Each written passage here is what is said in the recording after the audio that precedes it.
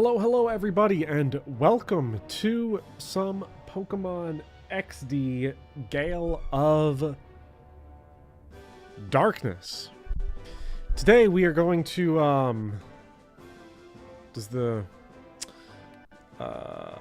why is it doing, uh-oh, I'm getting Pokemon XD Gale of Darkness drift. Let me see if I can,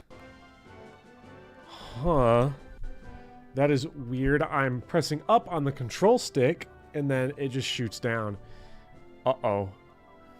That cannot be good. Although, to be fair, that's probably a, I think Dolphin's just kind of fucked up, because it's its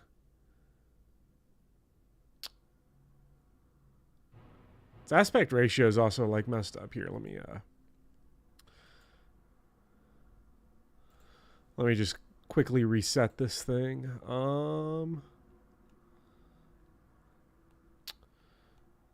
Okay, nothing wrong with the controller layout. Let's go. See if we can get this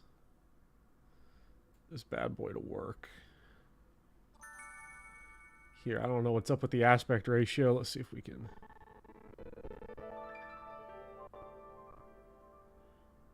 That's better. Okay, image good. Image good. Joy-Con drift defeated. Okay, perfect. So let's go ahead and continue from where we left off. 18 hours and 49 minutes is kind of crazy. I did not realize I'd been playing this game this long. I don't remember if there was also a... Yeah, there is a heal station right up there. So we're going to go heal really quick. But what's up, Dijon Mustard? Gregster, Sword Locked, Mr. Rex Fire, and Quart, no drift. There goes the XD switch port. Holy shit, by the way. Like, maybe it's just my bad vibes, my bad juju that I'm bringing to the stream. Because...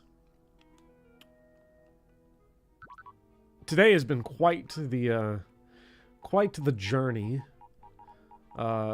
School starts tomorrow, so I'll be like completely back at work then. I mean, I've been at work, but it has been something crazy the last few days. Grimer is pretty high level, and my car is over at the repair shop because I got it in this morning. And then I was like, oh, fuck. Okay, here we go. Let's go to work. And then... no sputter or anything.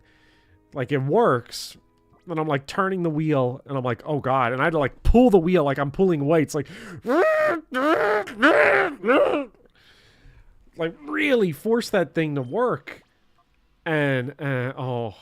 man, I was like, I'm not driving this. This thing's going to crash. I'm going to drive it the shortest distance I possibly can to get this son of a bitch over to the auto parts. I think it's an issue with the power steering.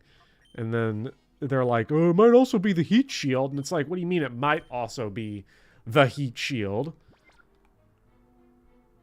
So, unfortunately, Midas was the closest place to me, and they are butt. And I don't trust myself to fix stuff on cars that's that complicated.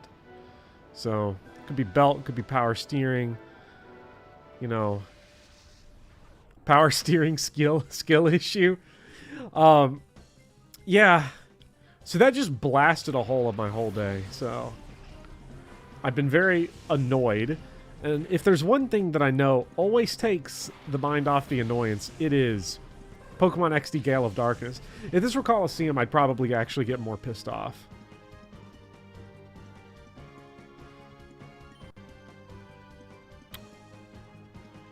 Man, Crobat's so fucking ugly.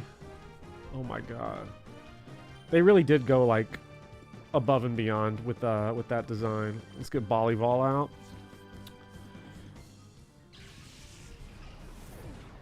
Don't diss Crobat. I mean, Crobat's cool. Just ugly. Can't tell whether the thumbnail game is on point or in the trash. Well, I made this thumbnail like in the morning, this morning, and I was like, do it quickly.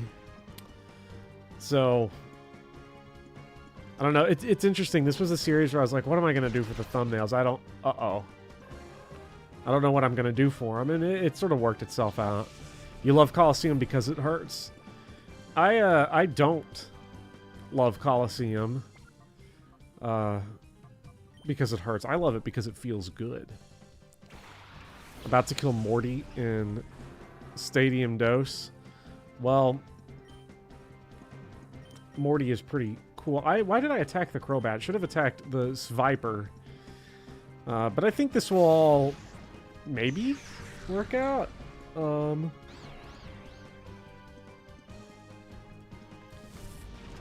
on.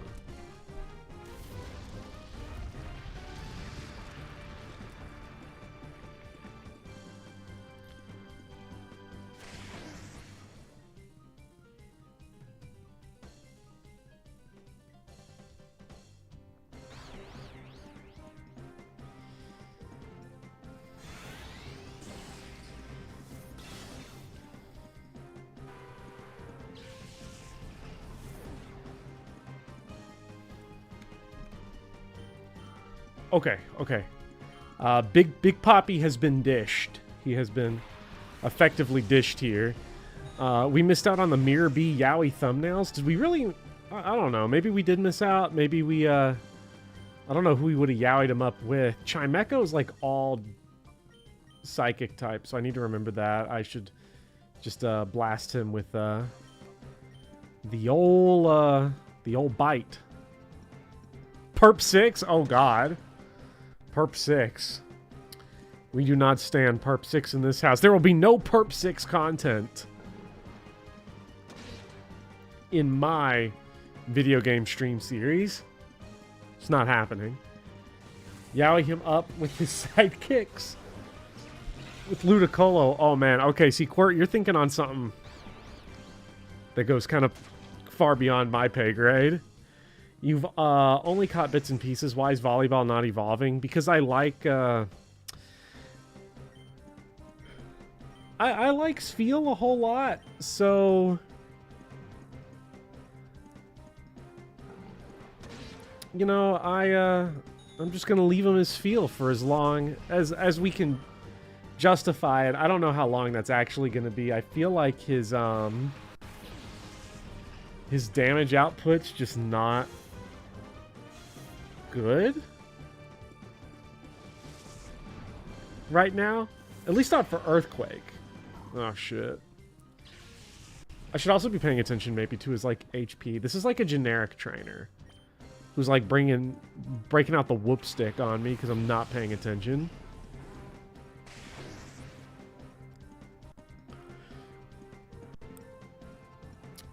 Produce inefficient results for more aesthetical pleasure. I mean, that's basically what we're going for here. I'm going to hit the flamethrower on that guy. This Viper just is not dying. Can we ghost punch this guy in the face? I don't know if Viper. I think Viper's pure poison, so like a ghost punch to the face should work. But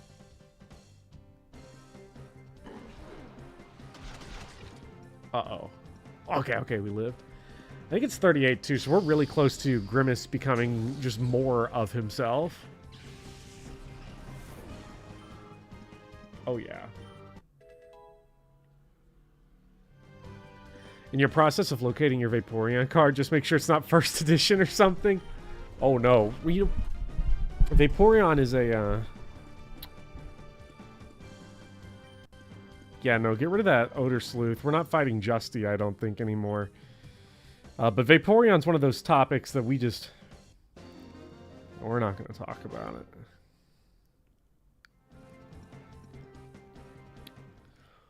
The way she kind of yelled, by the way, great ass shot, but the way she kind of yelled, anyone ever listen to Prisoner Christmas? Because Prisoner Christmas gets stuck in my head. Not even every Christmas, just every day, all the time. Why not talk about Vaporeon? Because we're too close in proximity to the uh, people wanting Yowie Mirror B. So I feel like Vaporeon takes that into some weird places. I'm sure someone in chat can explain it better than I'm ready and able to. So this is a classic does he know moment, which you don't get to experience those often, but this is a case where it's not even like a smug look. It's like I envy you for not knowing, because I didn't know. And it wasn't a choice thing. It was forced upon me. Okay, let's see what's going on. Doctor, we can generate even bigger waves this way. Isn't it great? Wait, let's go back. What's he... What is he doing? Generate bigger... Is he using, like, his psychic mind powers to generate a typhoon? Because this feels odd. Try it when you're taking a bath. I mean, I do like creating whirlpools. You know, as a kid, I like to make them in the bath. I like to spin my drinks in, like, little circles to get the little tornado thing in, like, a bottle. That always is tough. I don't mess with those whirlpools in the bath now, though, because I'm in the bath to relax with my Epsom salts and my essential oils, and I'm not about to fuck it up. Not going to fuck up the Dr. Teal citrus lavender bubble bath with a whirlpool. We researchers are honored and happy to serve Master Greeville. Okay, well, that person's a fighter in there. So none of these dork-ass scientists wanted to throw hands.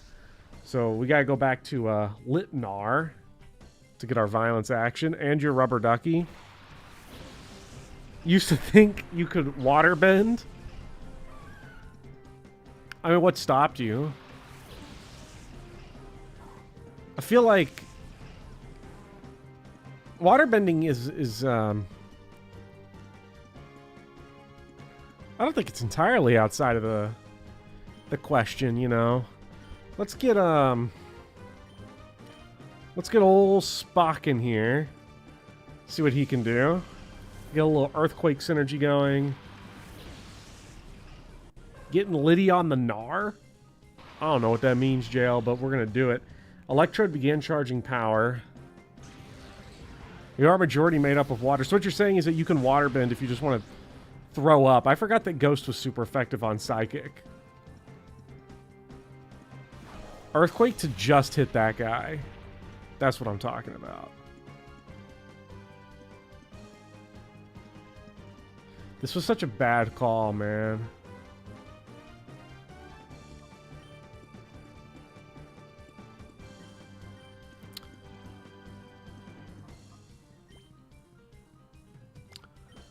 Are you grass or grass poison? You're just pure grass.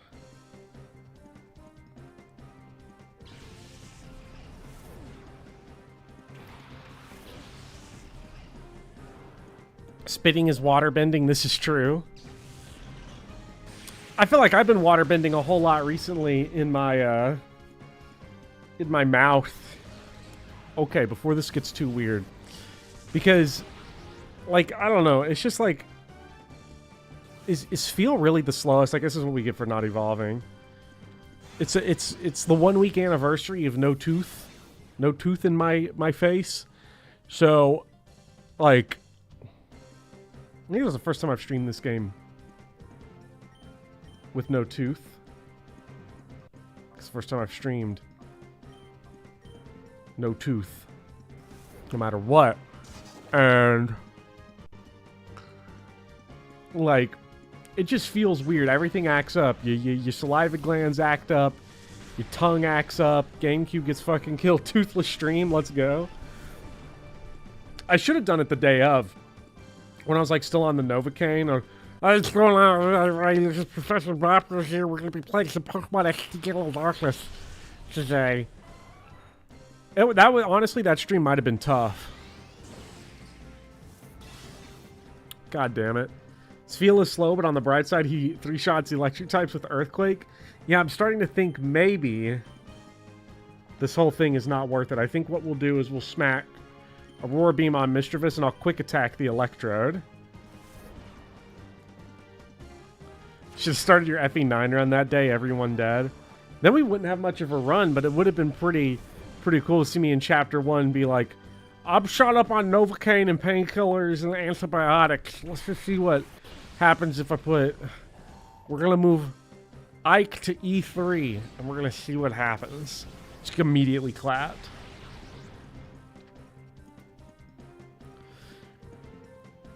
Sfeel is the optimal Earthquaker because he won't kill your own Perp 6 and Grimace.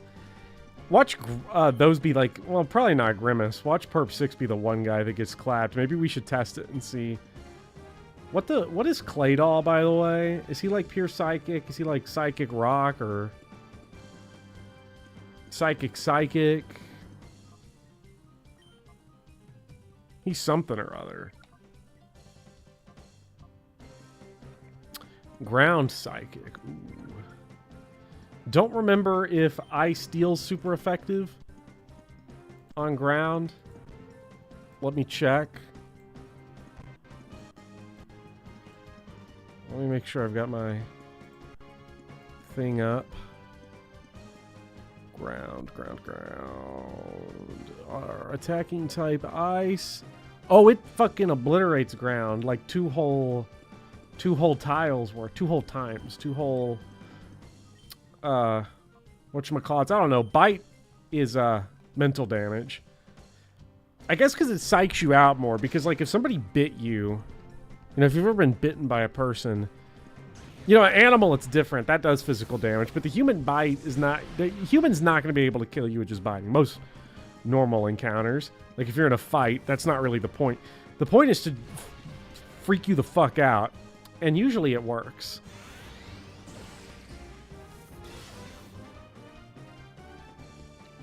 You're at your commute home, so you're not actually looking at the screen. I just see Dorian being wrong again because Vaporeon is the best evolution. If I were to tier list all the evolutions, they would all be in F tier. Vaporeon, Lightning On, and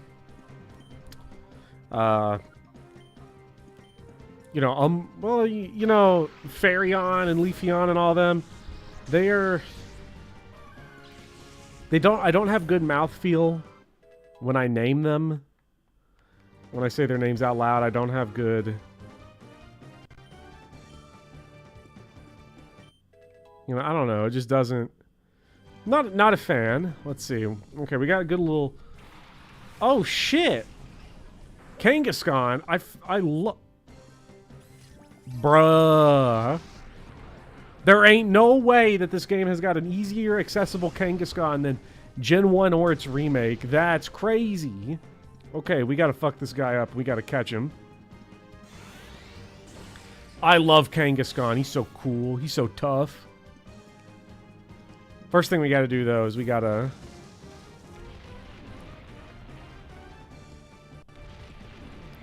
Blick, old dude. Get rid of this Claydol here. I know we're getting kind of close to the end of the game. I think next week will be the final stream of this. So I think we'll want to... Let's drop Aurora Beam on Kangaskhan and we'll bite the Claydol. Only true gamers caught Kangaskhan in the Safari Zone. What is it Kangaskhan that's the hardest, or was it Clancy that's the hardest? What's that one Pokemon's name? Clancy? The other one that's in there. Big orange, big pink fuck that's got the egg on its face. Chansey. Yes, Chansey. Tom Chansey. Yeah, Clancy. I don't know what was going on there. Chansey. This is what happens when you fail name all the Pokemon quiz. But yeah, was Chansey tougher? I feel like Chansey was the hardest to get in the Safari Zone. I don't know if I've ever actually encountered a wild Chansey in my time playing any of those games, because I just don't think I did. I don't think I ever did. We're gonna bite Bannet, and we're gonna double kick Kangaskhan. I don't know if Kangaskhan actually Shockwave was probably better. That's like no damage. Tom Chansey's Perp 6 Siege. Volleyball level, but now can't evolve because dead. That's okay with me because I'm not evolving it. You use the missing no glitch to catch Safari Zone Pokemon. Because the missing no glitch, what is it that it lets you do? It like lets you auto-generate any Pokemon that you want? Something like that? Like you just kind of, depending on how your items are like sorted in your inventory, you can get like different ones or something. I don't remember 100% how it works. Because I've never done it, for one thing.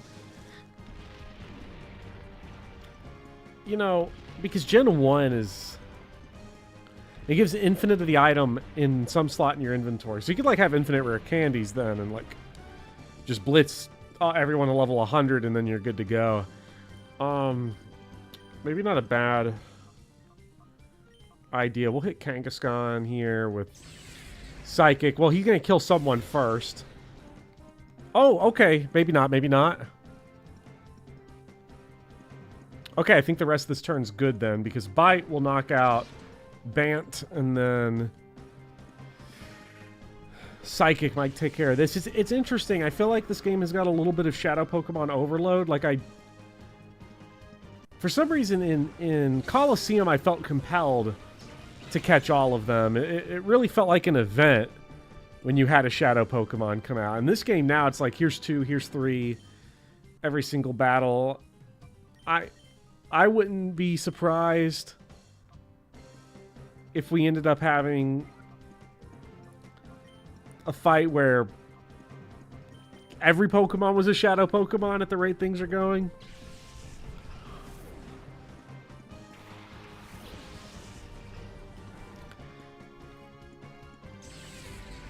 I was like, I don't know. I feel like I'm trying to catch a Kangaskhan out of some loyalty to the fact that I was 6 and thought Kangaskhan was cool. Okay, we got him. This is our guy. Okay.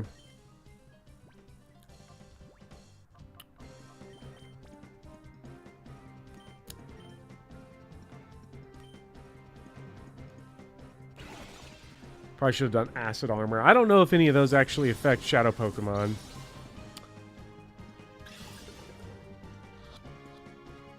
Now they're just slightly stronger enemy Pokemon instead of recruitables.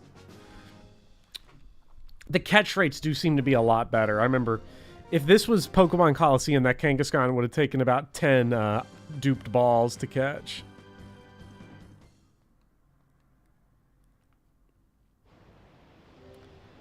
And now it's time for the true Pokemon GameCube experience is like running back to the heal, the PC. Every single fight to heal up, because, you know, I don't know if it's strictly do I just not buy enough healing items? That's probably part of it. Our fights just seem more taxing in this game on an individual level than they do in the other games, although maybe that's just because, you know, I'll think of a game like Gen 2 where, and maybe they changed this in Crystal. When I replay Crystal, or play Crystal for the first time to replay Gen 2, you know, every fight in Gen 2, you know, you'll go through a whole dungeon where it's Team Rocket Bros, and it's just Zubat, Zubat, Zubat, coughing, coughing, Zubat, coughing, Zubat, Zubat, Zubat, every single fight. And every single generic trainer is Rattata, Rattata, Rattata, Pidgey, Rattata, Rattata, Rattata, Pidgey, Pidgey, Pidgey, Pidgey, Pidgey. Okay, we'll throw a Sentret in there. Then we're right back to Pidgey, Pidgey, Pidgey, Pidgey, Pidgey. Like, so it feels like each individual, like, generic, everyday fight is a little more flavorful, a little more of a grind than what they were before. Let's see. I would really like the Grimps to get a level up here. Because I think if he can pull it off, then...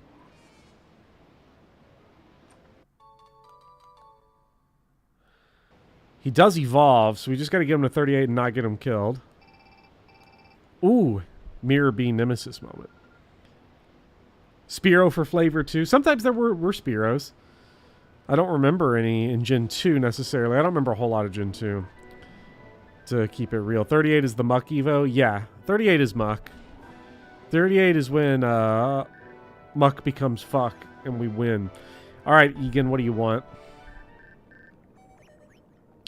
Dear Bopper, this is my first email. Is he posing? Is he like a technologically illiterate poser? Because I think I remember in the first game, he also said, "This is my first email." They double dipped on the same joke. Come on. Is that a dementia moment? Is this a senior citizen moment? Does he have another Master Ball? We need to get the West Master Balls that are infinite. What's up, Termina? Traveling today, so you have to miss the stream. But glad to see Sfeel is kept perfect. Yes, keeping Sfeel is one of those things custom built to like annoy basically everyone. Ah, Ninjask. Flying Bug.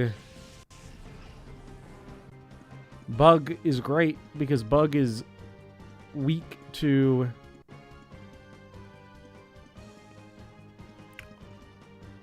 Man, Bug being, like, normal to Psychic always messes with me. The amount of, like, poison that was just on as a side, like, little characteristic in Gen 1 is so crazy. Because I think Bug resists poison. No, poison's normal on Bug, which is also crazy to me, again, because of all the poison types that you had running around. Poison fuck up dark type? No? Normal against it? It's normal. So we'll try to... I guess we'll focus on killing this Ninjask, especially if it's going to Swords Dance. That's... Oh. Poison Bug was so overcrowded it was. Hey! Aw, you know it would be badass if this guy throws out like a little grass type or something right here for Grimace to just chew on. Just gobble up. Oh, shit. That's not so good. So he's going to resist that. Well, I think I see the gimmick here for this. I remember when we had a Sand Slash. That was pretty cool times. Oof. We're going to want to drop. Ghost is only half effective on Dark, so we don't really have a good... No, we've got it because we just go Poison and Aerial Ace and we should be good on this Absol here. Depending on what Steel does, Steel fuck up anyone real bad? No. Yes. Actually, a whole lot. I'm so sorry, Grimace. No, we're never going to get Muck. And we're so close now to the level, it's like, I don't really want to... I don't really want to use a rare candy now because we're like less than 1,000 EXP from it. We're like Muck surviving one attack. So Spock hit the Aerial Ace, you hit the Flamethrower. This might just cook him up. I don't know. I feel like he'll survive one of these. Since we're not doing... Oh no, it got him. I should never underestimate just how strong some of these moves in this game are. Ooh. I know who else is getting a Flamethrower.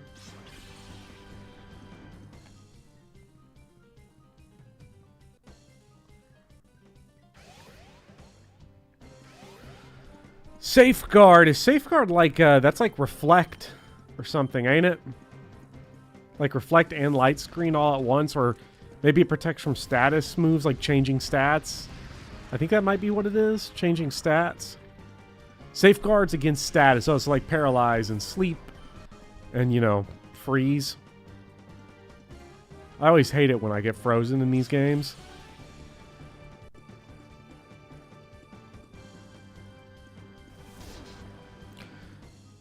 Damn.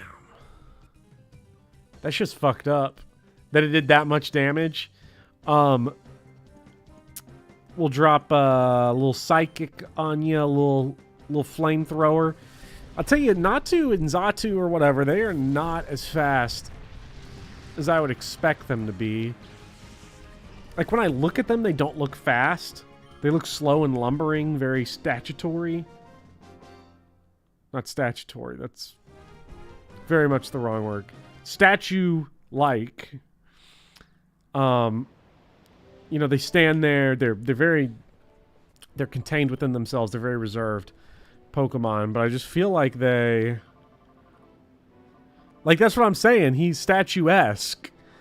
He's a totem pole, but he just feels like he should be fast, you know? Because he's a bird.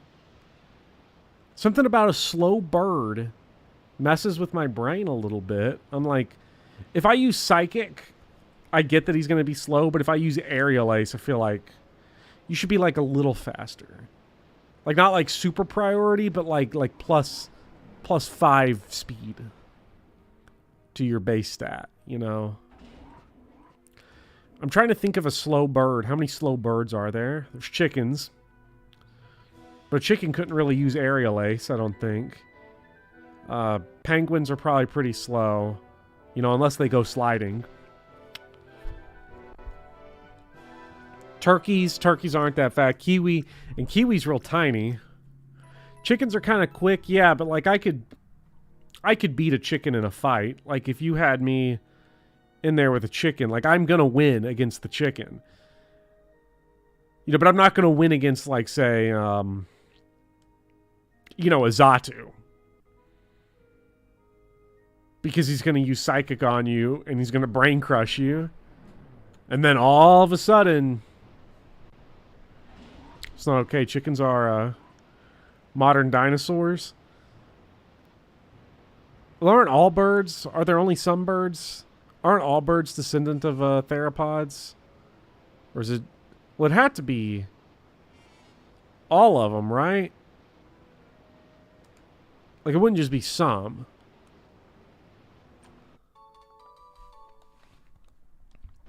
Because it isn't just like, if I'm not mistaken, dinosaurs... Like, birds didn't evolve from all dinosaurs. They evolved specifically from theropods, I think is what they're called, which is the two-legged, like your T-Rexes and your raptors and stuff.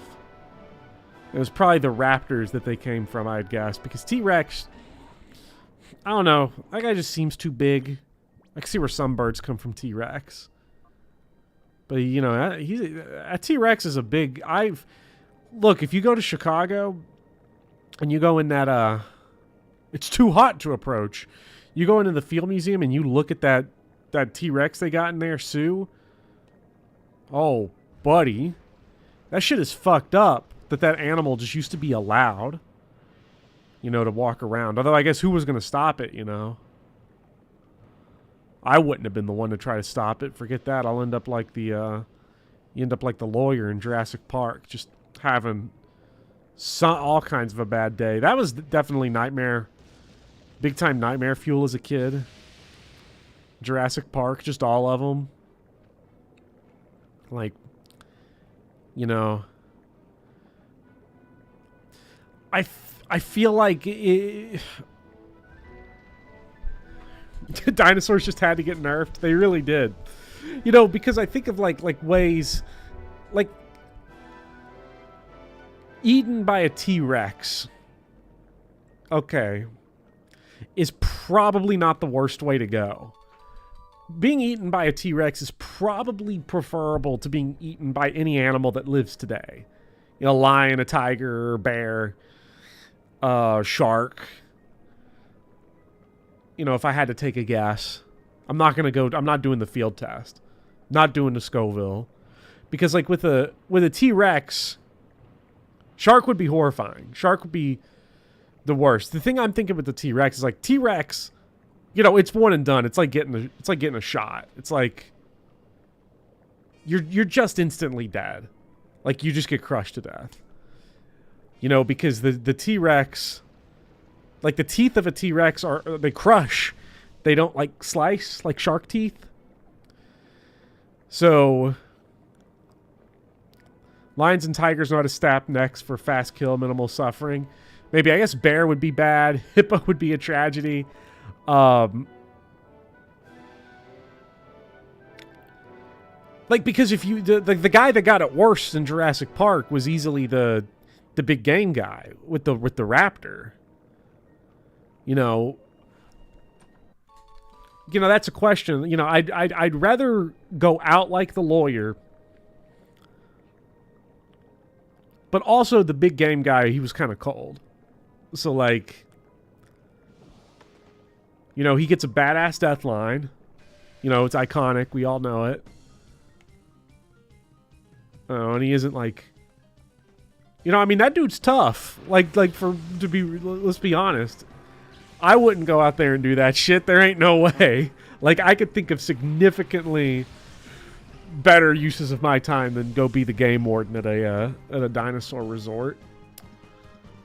How am I gonna fuck these dudes up? We got a little dark type going. Kind of worried about that. Kind of worried for old Spock here.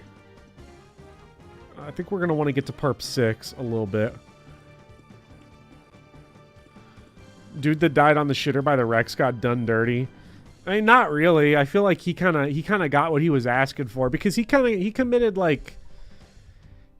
movie sin 101, which is, you know, he abandoned the kids. If he doesn't do that, you know, he probably still dies, but like, it wouldn't have been nearly as embarrassing.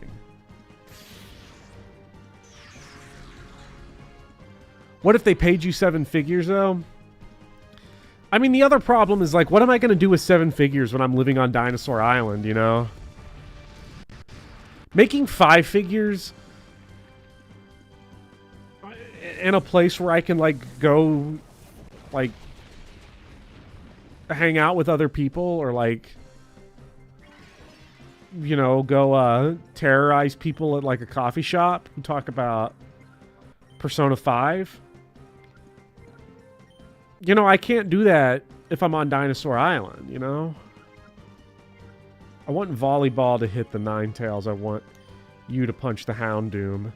Please don't tell me this is it for Grim. Yep, goodbye, Grimace. Grimace is never going to get that level. He needs that level so bad. Isn't it believed now that T-Rex would have had feathers? They would have had feathers as, like babies. Like, all raptors pretty much had feathers, and then, like, T-Rexes as, like, babies would have, and then they would have outgrown it. Uh-oh, Spock. No! No! Okay, good. Get our attacks off, please. Sadly, we didn't kill anyone, which is not what we wanted. Oh my god, this Ninetales is pretty tanky. I'm starting to think that maybe not evolving Spheal is actually, like, a big-time mistake.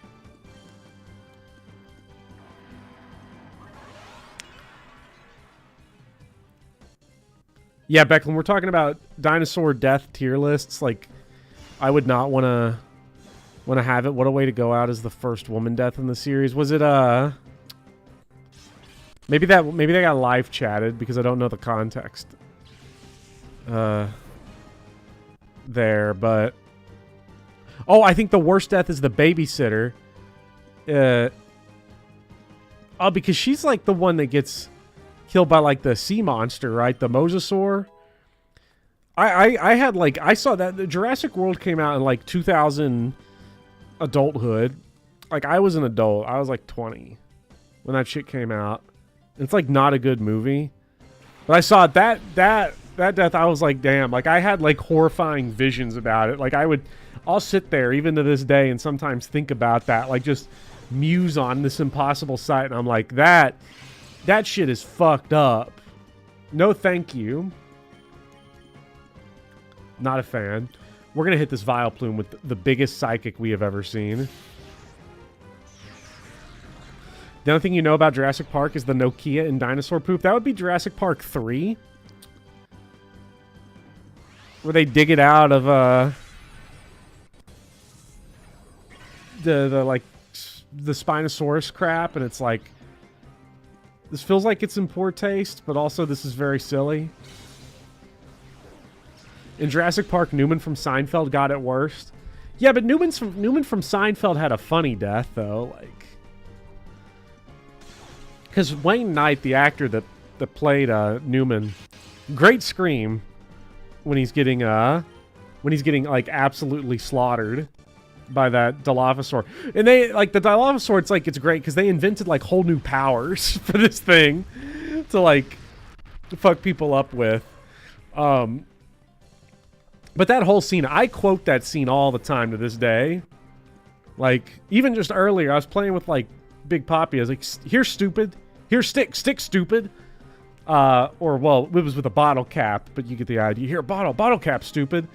Or what else? No wonder you went extinct. It's just good stuff all the way around. Going to the vet. See you later. See you later, Jules. I go to the vet on Thursday. Big Poppy getting the old nuts clipped. To be honest, I feel like birds are too powerful as well. Birds of today are just dinosaurs with feathers and beaks. Yeah, I mean, like, that was part of, like, when I adopted Big Poppy, I was like, all right, if I let this cat go, he's going to get picked up by an eagle. Like, he's just going to get, like, fucking his ass beat, and it's going to be very bad. This Ninetales is, oh my fucking god. It's like, if this Ninetales is just causing nothing but problems.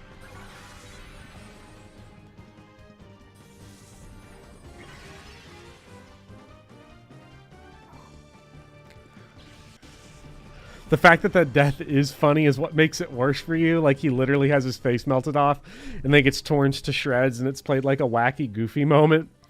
Yeah, that's kind of bad. It's funny, though. I mean,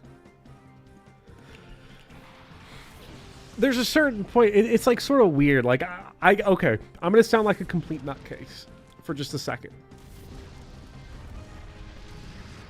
Actually, did Jurassic Park come out before Wayne Knight was famous as Newman? Because Jurassic Park's 93, Newman, Seinfeld,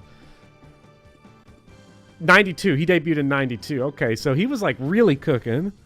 Like, his career was taking off at that point. Then he has Space Jam in 96, and so, like, what a legend.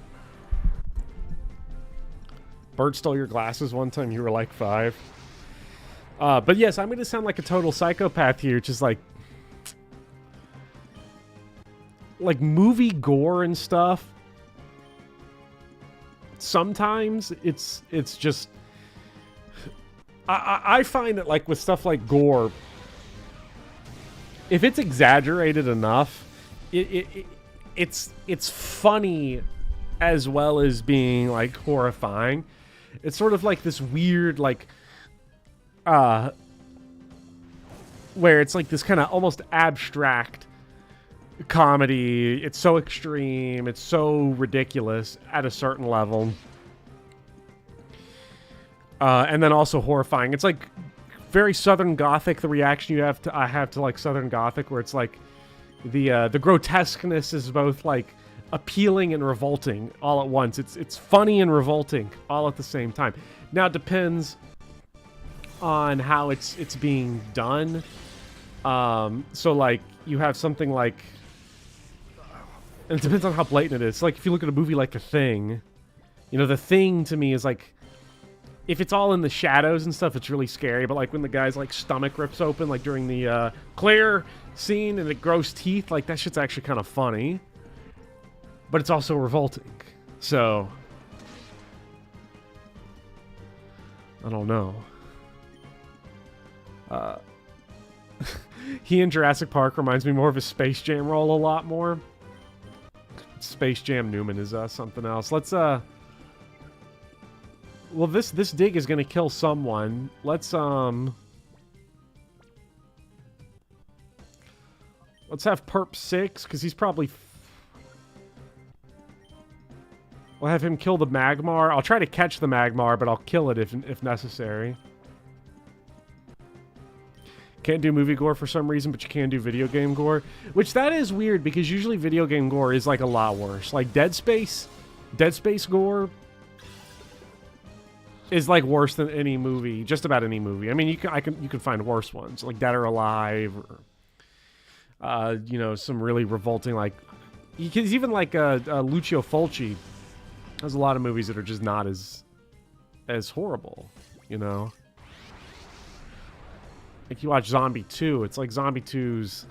It ain't Dead Space. You're in charge of the video game gore to an extent. I mean, like, I guess, but, like, if you want to play the no-gore run of Dead Space, then, like, you're just not even gonna play the game. You're gonna hang out in the docking bay while everyone...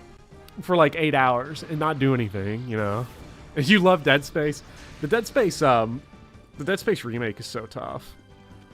That game is tough. Like, it is so much better than Dead Space 1. Not so much better. But it's, like, actually just a straight up... it's a rare instance where I think it's just straight up a replacement. Because it's... You know, it's not like Resident Evil 4 Remake. Like, Resident Evil 4 Remake and Resident Evil 4 are, like, quite distinct games. I am just never going to kill this Ninetales. Dead Space Remastered Censor Mode, though. You have to put in a parent code or all the blood's green. Yeah. Well, that was the thing I was going to get back to, Drayson, is that, like, the Newman death would be more, like, comical to me if it was, like, horrifying. Like, close up in, like, here's a bunch of gore, here's a bunch of guts, here's a bunch of... craziness, but it's like because you don't see it, and maybe partially it's a lot worse in the book. The novel Jurassic Park's deaths are a lot worse, because Michael Crichton really gets in there with a lot of details. And Newman's is particularly bad. The lawyer's like a hero in the book. It's really strange. Okay, this is actually a good test. Does old dude... Do we get those 2 Pokemon that we caught? You fucking unbelievable. Oh my god, we have to... Could we not just go back to, like, the last place we healed, like a normal Pokemon game? Speaking of remakes, you just bought the Gen 4 remake. Look... One of these days, I'm going to stream the Gen 4 remake with X-Zero X-Man or Midnight Cowboy, or maybe both. Midnight Cowboy's put in like 300 hours into the Gen 4 remakes. It's insane. Like, he's put Xenoblade 3 hours into that game. Strictly from, like, a Battle Tower thing, because... What's up, Shirley? Don't die? I'll try not. Should have Earthquake spam instead of Water Pulse when Spock was alive? The issue is, like... Volleyball just sucks. He just sucks. Unless he evolves, he just sucks. But, like, I just keep delaying it for no reason.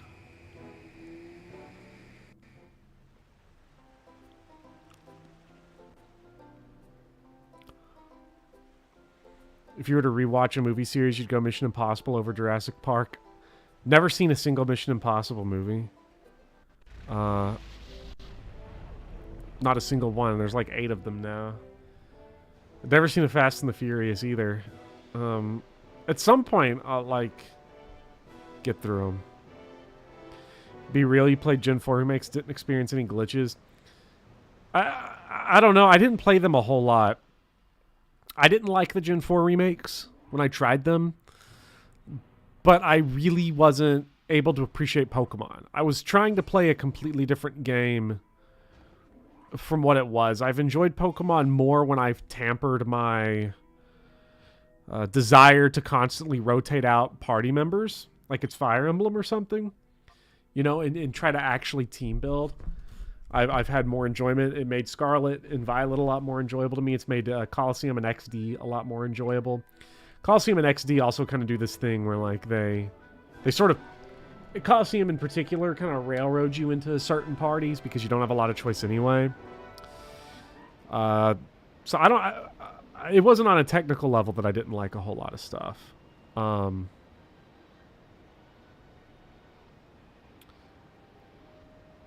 Rare Bopper L. The Jurassic Park series in general is just not worth rewatching because it has one good movie in it. Like, I'm never rewatching any of the Jurassic World movies. Because, like... But I'm also that person where I'm like, you know, I would take 3 over 2. Like, 2's like the worst Steven Spielberg movie ever. It's not the worst. There's worse ones. 3 is at least like...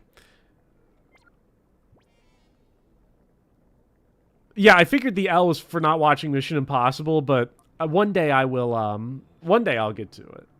It will happen.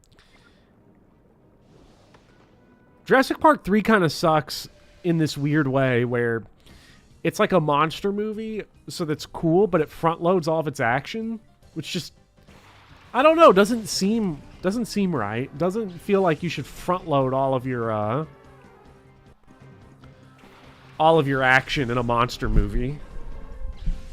Like when there are no deaths left in your 90-minute monster movie after 30 minutes, like I feel like your pacing has gotten a little fucked up there, you know? Let's see if we can get an earthquake off.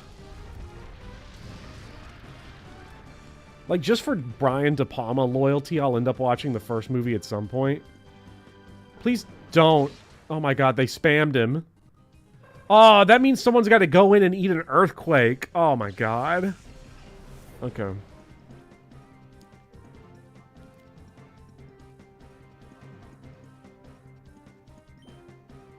You got this, Grimace.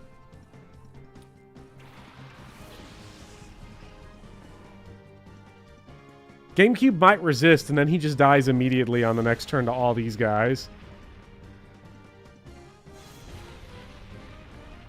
This is, like, actually an interestingly difficult fight because we just don't have the... We just don't have the numbers, really.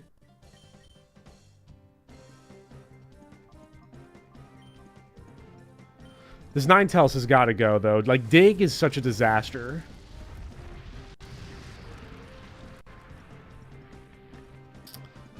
Why not pop Hail? I might. If they try to drop a Sunny Day or something, maybe I'll go Hail.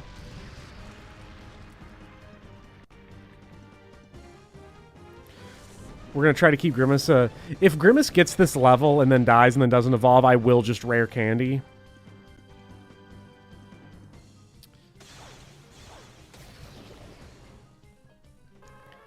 The funny thing is its feel would actually be really powerful if evolved. But I have to, like... I have to stay focused, you know? I have to keep my eye on the prize. I know what I want, and I'm gonna get it. Which is in-game's feel. I have to get it. I just have to have it.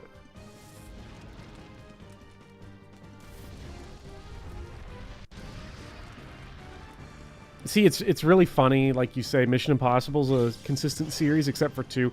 I've heard 2 sucks. 2's also directed by John Woo. I love John Woo. Many, you know, most people probably have seen either Mission Impossible 2, it's not a good introduction from what everyone says, or Face Off.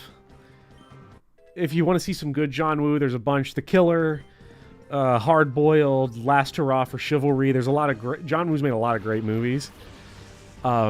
So I'm, like, really curious, you know, so I'm going to get through the first 2 because I like the directors, and then everyone says, like, when the 4th one hits, the series gets crazy. Sorry for being quiet, was walking one of your dogs. What did you miss? Not a whole lot, really. J.J. Abrams did 3. Did Abrams do 3? Maybe I'll skip 3. I don't know. At least Jurassic Park 2 was funny. Dominion literally made you not go to a movie theater for like a year.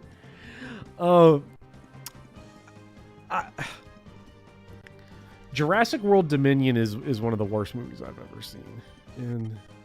Ever. Looks like we don't get to keep our Pokemon. That sucks.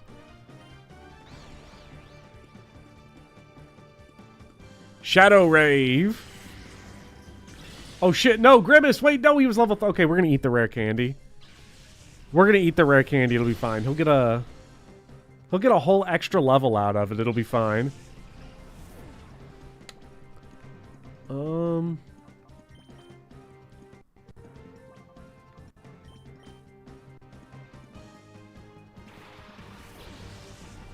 Wasn't that during COVID? No, Dominion came out last year. Like June of last year.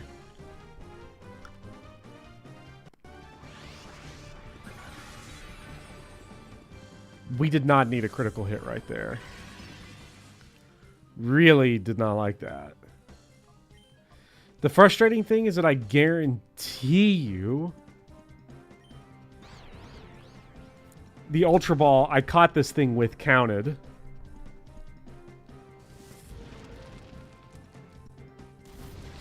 Dominion was in development when COVID was going around. It probably was. I liked,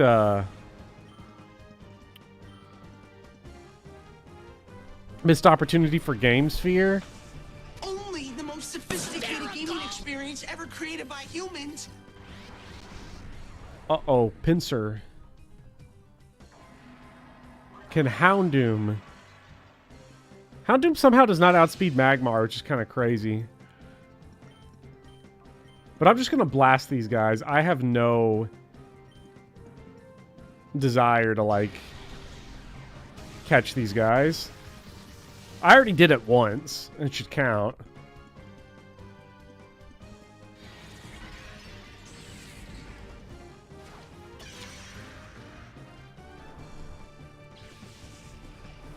So I'm not going to run it back again.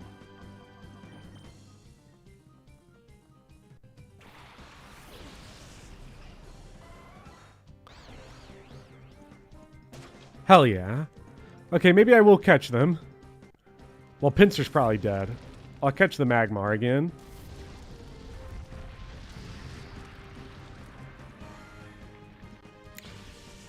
Pinsir is just... You talk about a Pokemon that's designed can make you uncomfortable.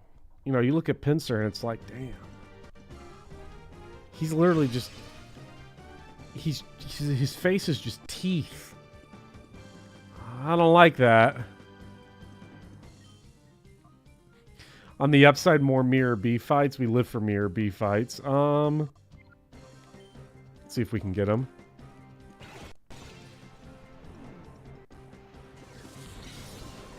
Movies that stop numbering and start just having weird-ass titles or repeating names. Fast and the Furious. You just chat. Well, Fast and the Furious, like, I haven't seen all of them. I haven't seen any of them, but they've always done the weird naming thing. Whoever came up with Too Fast, Too Furious was the smartest person in history, because they somehow got... Like, that's a full meme title. Like that title is legendary. And Tokyo Drift. Too Fast, Too Furious. They probably thought it was cool, though, at the time. They're like, oh yeah, no, this title goes hard. Too Fast, Too Furious. It's gonna blow your ass off.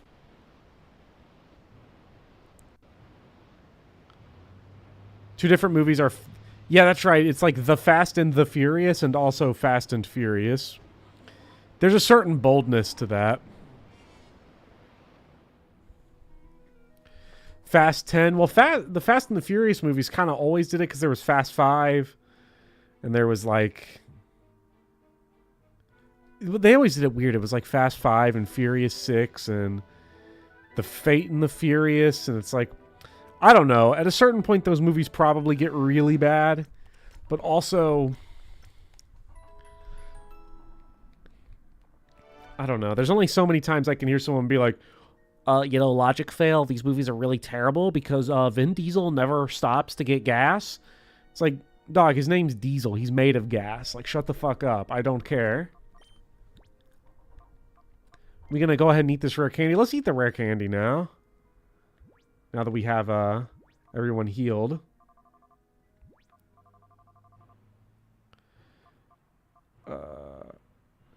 Mission Impossible 9, they fucking go to space. That's not a joke. In Fast 9.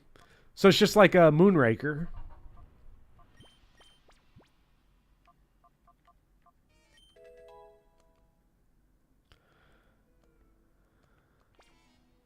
Yes, yes, yes, yes. I think it's less that they are bad and more that they get more and more stupid than the last. Part of why I'm curious to watch them, though, is like, look, as the cartoon snob, bro, look at how angry he is now. Aw, Big Grime. He was Sludge. Now he's Big Sludge. Even Calvin and Hobbes got a Fast and Furious movie. Isn't that like Calvin and Hobbes? That's like a... Was that the Rock's character? Was one of those? I don't know. Drink him. Slurp him up. He's so good. But the thing about it is, like, you know... as the cartoon version of the guy that's like, yeah, okay, so here's all of the 1970s Soviet films that you need to watch, and here are all the Czech New Wave films you need to watch, you know, as that guy. And here are all the Sinhalese films you need to watch. I am curious about watching the Fast and Furious just because it's like, okay, they get dumb, sure, but like if a movie's going to be... movie's going to have a $100 million budget and a bunch of cars and they can do whatever they want, I want to see someone drive this car off of a rooftop through a window of an adjacent skyscraper. Like I just want to, like, let's just do that. Just run that one. Because, you can't see that one in real life. So I'm all for it. Hobbs and Shaw's Japanese name is Wild Speed Super Combo. See, Wild Speed Super Combo doesn't even... Wow. Okay, whatever. Wild Speed Super Combo isn't even like the name of a... That sounds like the name of a Hong Kong film, not even a Japanese film.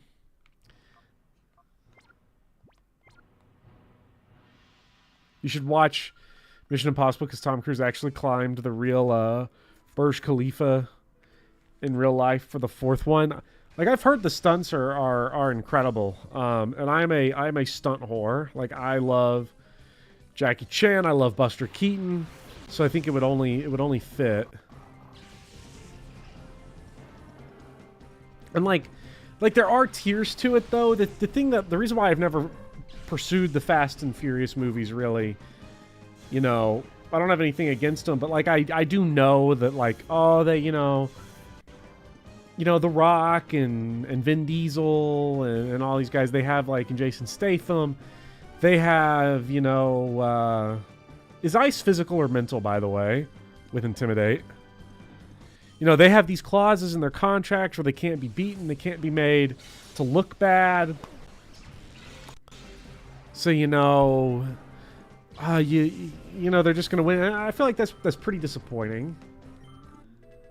You know, it makes me less interested. Because what's great about, you know, you watch Police Story, you know, with Jackie Chan, or you watch John Wick. The hero gets his ass fucking beat, like absolutely clobbered. And that's pretty cool. Like, it really makes the whole story just more exciting. You know, you get more of a journey, makes the action scenes more dynamic, they're less lopsided. Because, you know, I love Bruce Lee. But, you know, Bruce Lee, like, he won too much. He very rarely had, like, a moment where it was a challenge. It would happen every once in a while, but it's like... Okay, you watch the big boss, and he's whooping the fuck out of everyone in sight. It's like, okay, this is cool.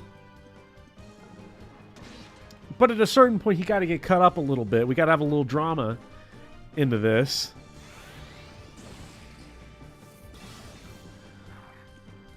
You watch an interview with Simon Pegg where he says he watches Cruise do the stunts in every movie, and he hates that Cruise still does them and gets physically sick watching them, especially because... Tom Cruise has got to be like 60 at this point, right? Never seen a single John Wick movie. I like the John Wick movies. I like the John Wick movies. I'm a Keanu Reeves fan. I am a John Wick 4 is 3 hours long, and I saw this. What the fuck? Is Sharpedo? What the hell is Psychic? Is he part steel? Is he like a steel shark? Oh, is he a dark shark? He's Dark Shark. Did not know that. Get Perp 6 out here. What do you mean? Look, I don't know Pokemon types. This is my first, like, this year playing 3 Pokemon games this year and beating them is the most Pokemon games I've beaten. Well, just beating one is more than I've beaten since I was, like... Well, since Sword and Shield came out in 2019. But, like... I haven't beaten a Pokemon game. I haven't played a Pokemon game where they don't tell you if something's super effective or not since I was, like, 11. So there's a lot of Pokemon where I just did not appreciate what their type was, and I didn't pay attention to it because I just didn't know. So it's interesting to learn all this now.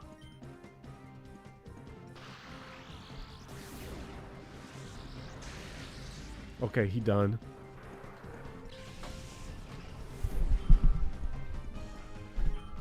I'm trying to think. But yeah, no, John Wick 4 should not have been 3 hours long. At least that's what I thought going in. And then I was like, actually, you know what? Yeah, it earned its 3-hour runtime. As long as there's not a John Wick 5, I'm cool with the 3-hour John Wick 4 runtime. It really fucks me up, though. Like, anybody that's seen all 4 of those movies, apparently they take place over the course of, like,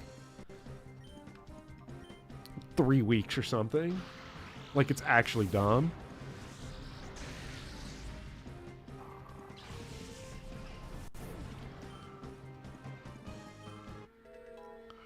Mainly because there's a dog death in the first movie and you're very sensitive to that stuff.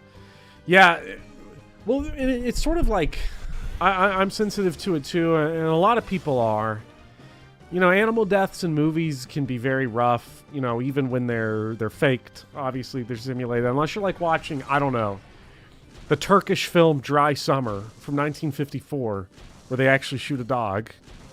And I saw it and I was like, oh, I'm just gonna feel bad. I'm just gonna bite down on the gauze and get through this now. Or you watch like a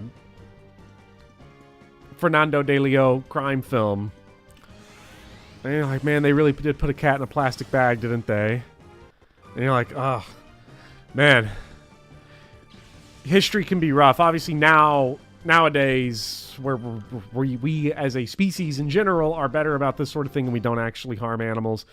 It's still rough because, you know, animal deaths in movies, it's like there's one part, smash that B button, where it's cheap drama for one thing. It's the Aristotle idea of suffering is pitiable in and of itself, and bad dramatists rely on that. What makes John Wick work is that the whole movie is sort of a catharsis of every animal death you've ever seen in a movie, because he's literally, it's a 4-act, you know, overture to, I'm gonna kill every motherfucker on the planet who was even tangentially responsible for a pointless animal death.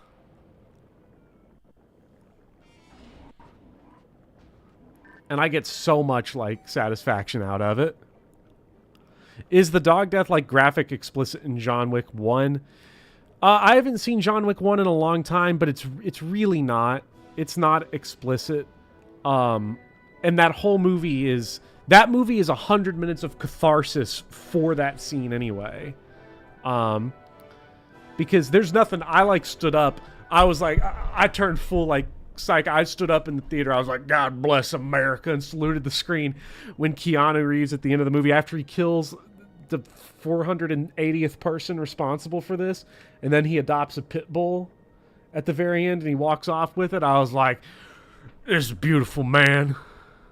It was hardly on screen, more done screen adjacent. I hope you are well. I wrote you a haiku poem. If Team Snagum Goons... The fact that there's a comma after that implies that goons is the verb. That's fucked up. If Team Snagum Goons cause trouble in the desert, go and sandbag them. What the fuck is this?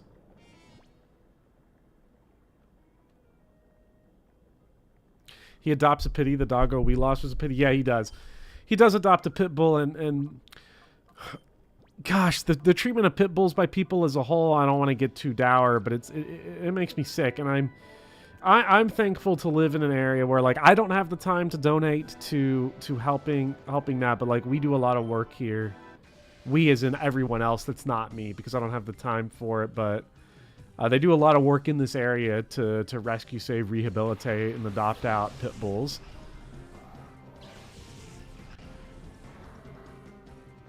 It's the black cat issue. I was going to adopt a black cat because black cats are just so much less likely to be adopted for whatever reason. I don't know. Maybe it's because people think they're bad luck for some reason. I think that's kind of cool.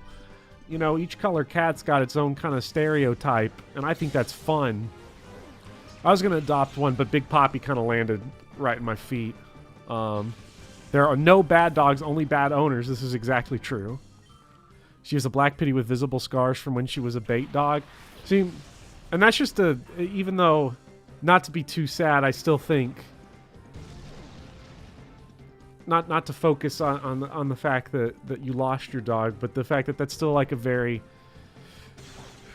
it's a feel-good story in a lot of ways, that we are getting better and we're able to help rescue these animals and give them better lives. Which is something that's just so, you know, it's important. I don't think we have a... I think there's, in a lot of ways, society can only be as good as we treat the animals that are here on this earth with us. Talking misery more and like dissociating from society, coming of age shit, you know?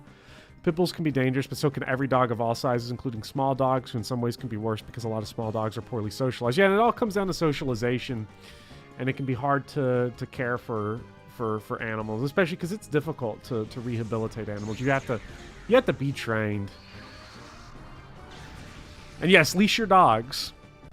Leash your dogs. Too much, lots of problems happen. You know, because I got a friend who, he's got a black cat. And this black cat's got the goofiest face I've ever seen. And it's a very sad reason. It's a stray cat, got hit by a car, jaw crushed, almost completely fell off the cat's face. They found him like immediately because it happened like right outside the house. The person hit him, ran off with the car, and he went and got the cat the reconstructive surgery fixed. So the cat lost an eye and has like almost like a snagged lip. So like on the right side, left side cat face, normal cat physiognomy, right side no eye, snagged up tooth, and which sounds all bad, and then you realize because he's not an orange cat, he's smart.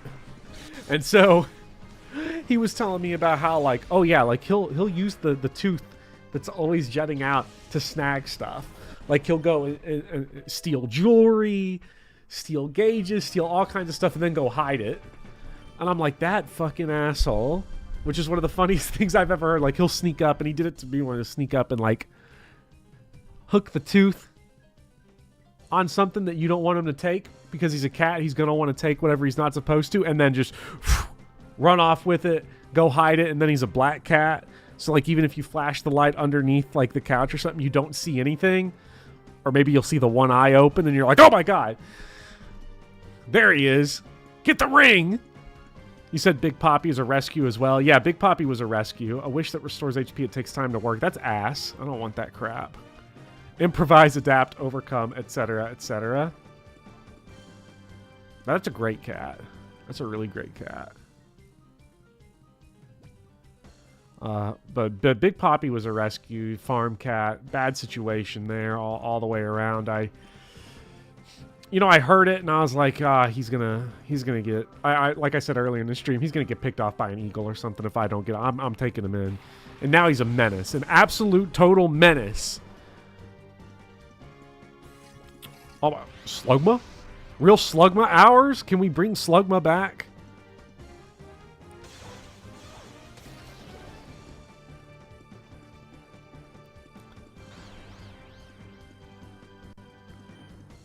Really sad, but he sounds like a clever guy. Yeah, I mean, it was sad, but like he lives a, just so you know, this cat, domesticated indoor cat now. Like the guy, like my friend, adopted him completely, living a great life. The funniest cat you'll ever meet in your life. It's really, and all the reconstructive surgery went really well and great. And like just really living it up, stealing everyone's shit. What eagles are there in Kentucky? Well, I just said eagle because it's like shorthand. We have falcons. We have peregrine falcons here. I know there are bald eagles in Tennessee. I don't know if they're here. I've never seen one here. Kentucky, big birds. We have mountain lions here. Of course, the Kentucky experience is like you're driving along, I don't know, Bluegrass Expressway at 3 a.m. Really slow. One lane's been shut down. Everything's like rotting. And then you like look out to the left and you see like a mountain lion lying in the street with its head completely cut off, but it's a completely clean cut like it was an axe. And you start turning around to look while you're driving and you're like, oh my God. We've got to get out of this fucking county, because it's always in a county where you're like, I got to get the fuck out of here. Red-tailed hawks, maybe. Because you're like, they got goat man or goat person or something. Some cryptid is running around these woods here. The Kentucky woods are terrifying. Don't go near them. Did I upload the clear? I did upload the clear, or it's uploading. I think it's done uploading onto Google Drive. I'm almost completely out of Google Drive space. It's very fun. I'll shoot the link to you right after the stream, because I just let me check if did it finish uploading. Yeah, it finished uploading.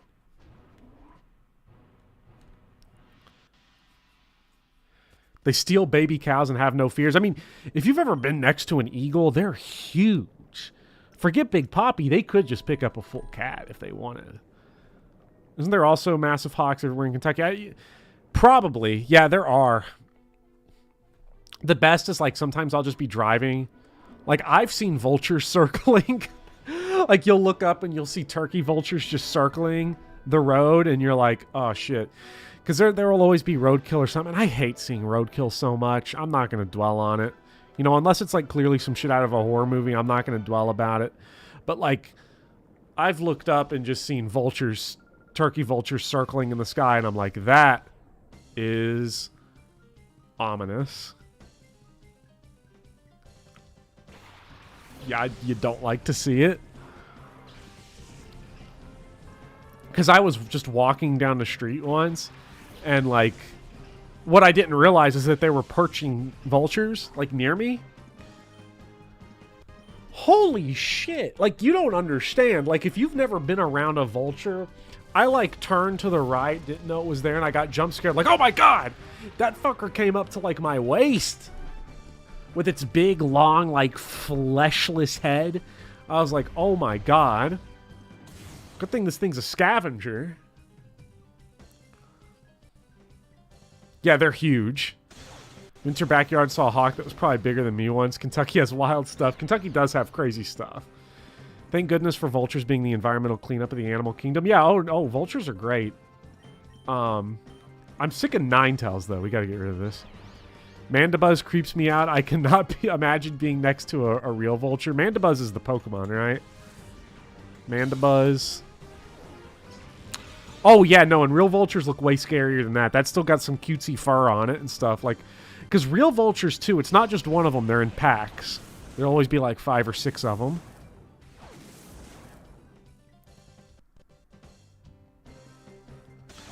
Vultures are so fucked up. But, yeah, no, like, it is interesting how, like, every possible environmental problem has, like, an animal answer to it. Because it's, like, vultures, dung beetles, all that. I mean, they serve, like, just an unbelievably important role. You know, and spiders. People are like, I wish we could get rid of all spiders. It's like, no, you don't. No, you don't. Not unless you love centipedes. Not unless you love walking outside and there's a million flies and they just start eating you. And you're up to your, you know, ankles in dead bugs that haven't been cleaned up by, like, all these little spiders and stuff. You kind of like vultures? They look like cool elderly drag queens. You know what? I can see it. You guys have me feeling bad for going to the horse races with your family tonight? Ah, I'm in Kentucky. That doesn't make me feel bad. That makes me feel bad not so much for what's going on, but more so like the I have no money anymore. Rest. Volleyball can't be going to sleep. Snore though. No, it would have been perfect.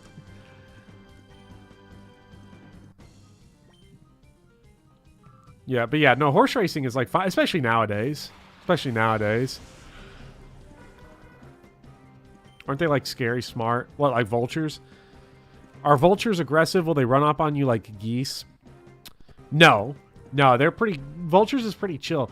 The, Nah, what scared the living fuck out of me with geese is the first time you get run up by a geese, because there's always like a bunch of them. They're huge too. Like, we got this lake nearby. You know, I was parked out by the lake once, and there was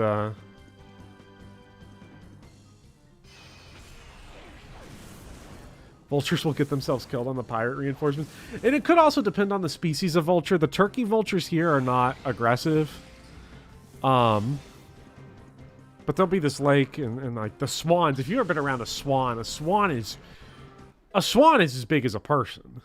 Like, they definitely don't weigh as much because they're birds. They're really light. Like I think like bald eagles only weigh like 8 pounds or something. It's like really light because they got them hollow bones and whatnot. But they're big. Did somebody say Parked Out by the Lake? I love Parked Out by the Lake. It's my favorite song.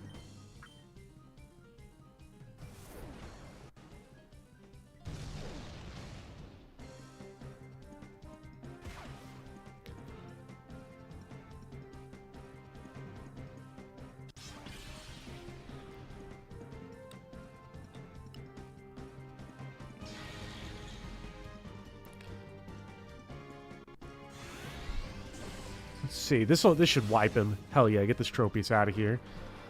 Tourists who feed the giant flock of pigeons in my hometown make you want to scream because we get an avian flu outbreak.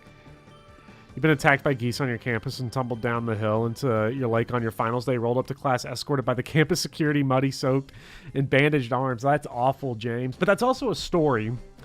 You know, sometimes when you're like... When you make it through something that sucks, but you're, like, good. Like, I've got, like, some experiences like that where I look back and I'm like, you know, that sucked, but also... I'm kind of glad that it happened. I'm glad you're okay more than anything else. But that is a story, alright? You're lucky I wasn't in my pickup. You lives in a van down by the river. Hey, I've heard he does. But no, geese are scary. Like, there was a fucking coworker that told, like, a middle school kid, like, go pet the geese. And I don't know if he was ignorant. Didn't know that geese are aggressive. Because, like, you can just walk up to ducks. Like, you can walk up and just chill with ducks. So I don't know if he was ignorant.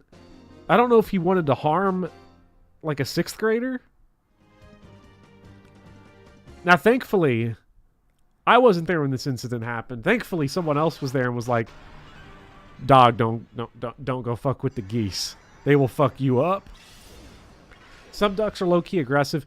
Yeah, it depends on where you are, but like most ducks are so small. Like, I was sitting there feeding ducks once, and they were like trying to attack me, and they'd hit you. They like bop you with the bill, stab you with it, and it's like, okay, this is kind of pathetic, actually. Told the kid to pet a wild animal? Yes. Now, thankfully, this is not Florida. Now, I've been to Florida. Animals in Florida are fucked up. Because, like, I was golfing in Florida. I try to golf everywhere I go. See the great outdoors, see the animals. Because, see, golf is a weird thing where, like, the public golf courses, you know, there's this thing, you're like, okay, golf destroys the environment. It really doesn't. The public courses are fine, and that's the only places I can afford to go. I can't go to any of them country clubs. I wouldn't want to go to any of them country clubs, hang around those fucking annoying people. But I was at this public course in and Florida, and one of the great things about public golf courses, they just don't take care of the place. Like, if there's a drought, there's a drought. We're not watering that shit. Like, we're not getting water. City government's not going to pay for it. We have more important things that we need to water, like food and farms. And so you'll see a lot of wildlife there that you don't otherwise see, especially if you're in, like, an urban or a suburban area. So, like, you'll be, like, if you're here in Kentucky, you'll be fighting moles and skunks and gophers and groundhogs for your balls. And, you know, when I went to Florida, it's like giant iguanas and huge storks. And then, like, I just saw a gator come out of a little lake, and I was like, what the fuck? But I only brought one ball. And I wasn't losing my title of 7, so I was like, you know what? I'm fighting that fucking gator. I'm getting my ball back. Big mistake. But I did get my title of 7 back. I got a ball, he got an arm. Fair trade.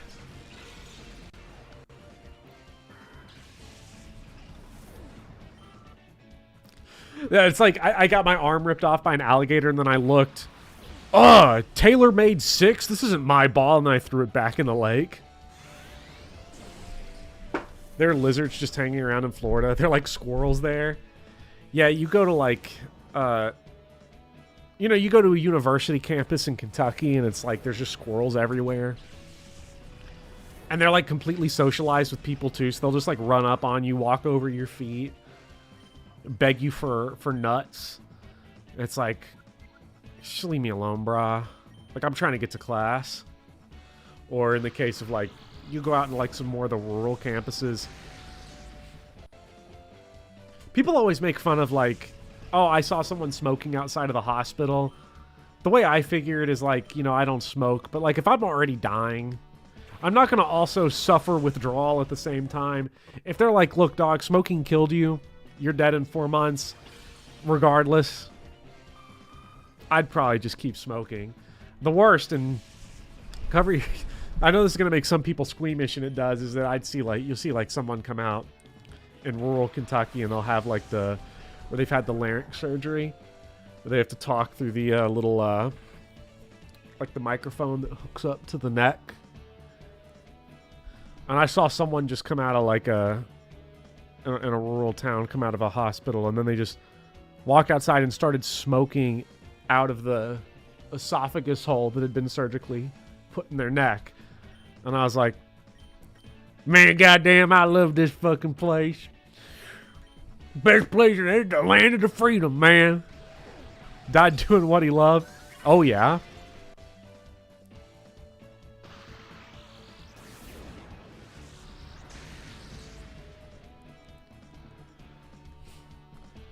Your high school had a ton of stray cats. See, that's pretty cool. Stray cats are cool. You have a bunch of trash goblins running around. Just causing problems. You're never going to have a pest problem. I had to call Orkin, like, not that long ago because I was like, a fucking cockroach is coming from the neighbor's stupid house. And I was like, okay, Pumpkin's old, I get it, but, like, Big Poppy, do your fucking job. Don't you got things to do? Like, you love hunting, like, all that kind of stuff, don't you? But he's like, I could hunt mice and rats, but I like bottle cap instead. And then he like starts attacking it like a rabid feral squirrel. A bottle cap, and I'm like, goddamn bum ass cat. Big Poppy tired. Big Poppy retired. I'm now whooping everyone. Volleyball's level 37. Let's try a little GameCube Louie action here. He's doing his best. He ain't doing shit. Fun fact, your grandfather invented the artificial larynx. Interesting. Okay. That's pretty cool. I mean, that's a medical miracle, What in the world is up with Kentucky? Fascinating place. Kentucky has got, obviously obviously like map regions, human geography regions versus geographical like natural biomes and stuff is like a little weird, but like Kentucky, the nature of Kentucky is really beautiful. More trees in this area than anywhere else except the Amazon. Like, you see all kinds of crazy stuff, but it also has this unfortunate, I don't know, you call it a side effect or what, where everyone's insane. The rural United States is the funniest place on Earth. You see, it's crazy. Any unhinged takes from Bop today, asks 5% Crip. I don't know if I've had any unhinged takes, although I've certainly been describing things that have been unhinged.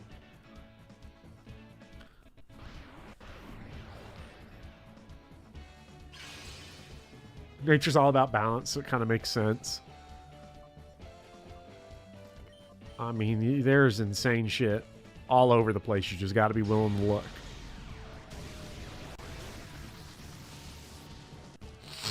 You see anything in rural or urban America? It's sort of funny, I guess, in that way, because it's like you can... Everyone needs to spend a lot of time in a rural area or like an urban area. Because if you just spend all your time in the suburbs, you know, there's a lot of weird stuff you're going to miss out on.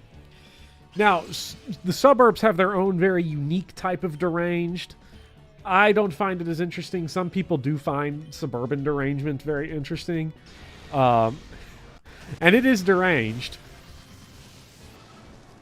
If you're especially interested in like layers, like people in rural areas are exactly what you get. I'm a big fan of openly bizarre behavior.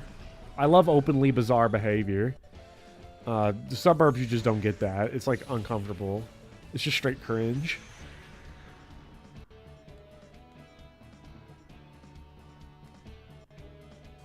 Moral of the story is that we're all unhinged in our own special way, kids. Yes, we are.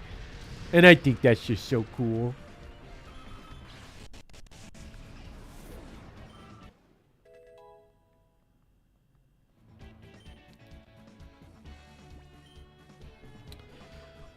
Stun Spores only got 75% accuracy.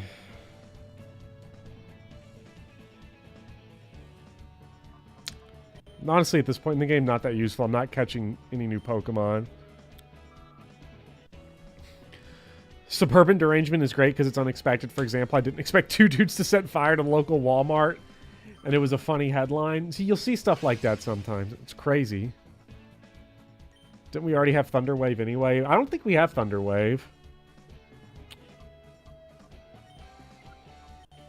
I don't really want you hanging out with old Skarmory here, so we'll just get Flamethrower going.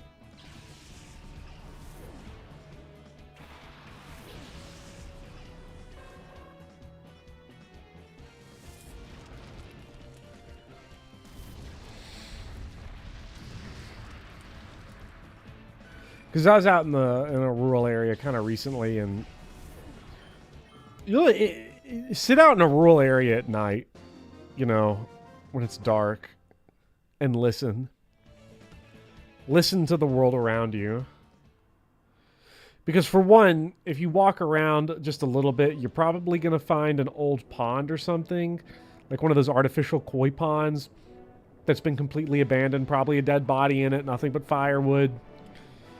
Moss overgrown. There's somehow still algae in it.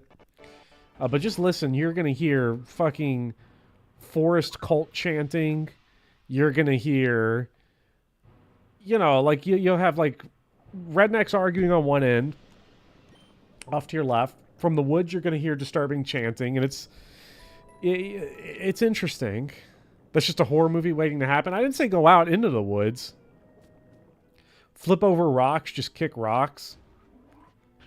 Like sometimes we'll just want to look at Black Widows. We'll just go flip the rocks over and they'll just be there and they'll scurry out.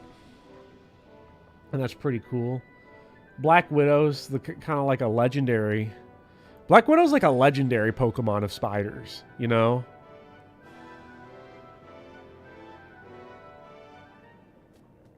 Like I think for people that especially don't live or haven't spent a lot of time in rural Kentucky...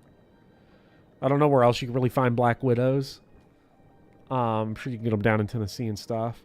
Like, they get freaked out when that Black Widow comes out. Am I in Silent Hill? You know, I'll play the Silent Hill 2 remake. I don't know when that comes out. You've seen a Black Widow in Texas or all the way down there. Now, see, I'll look at a Black Widow. The thing that'll... You just got to be careful. You don't want to stick your hands down in there. This is not a good lineup here. We're going to swap this one out. You need that spider that gives you an erection that lasts more than 4 hours. You know, Black Widows aren't that dangerous. Well, I'm not going to let a little Black Widow fuck me over. There's Black Widows at every gas station. Does Kentucky have brown recluses? Yes, Kentucky has brown recluses. They are significantly more dangerous than Black Widows. See, Black Widows get overhyped in terms of how deadly they are. They're not deadly at all, really. Black Widows, though, are very, like, they've got the Black Cat vibe. You know, they are a polished black. They're black and red. So, like, they're very much like, they visually look like, you know, the goth girl that tore up your nightmares when you were in high school. And, you know, they're glossy. They're big-time predators, so they're not super common. I mean, you can find them if you know where to look. You know, there's something about them. They're a mystical kind of animal. Brown recluses just look like regular house spiders. I know how to identify them because I've lived around them and seen them. I know how to, like, okay, that's a brown recluse right there. But they don't look cool in the same way, you know? Aren't they more deadly to spiders than man? Yes. North Carolina has brown recluses too, yeah. And spiders are very, like...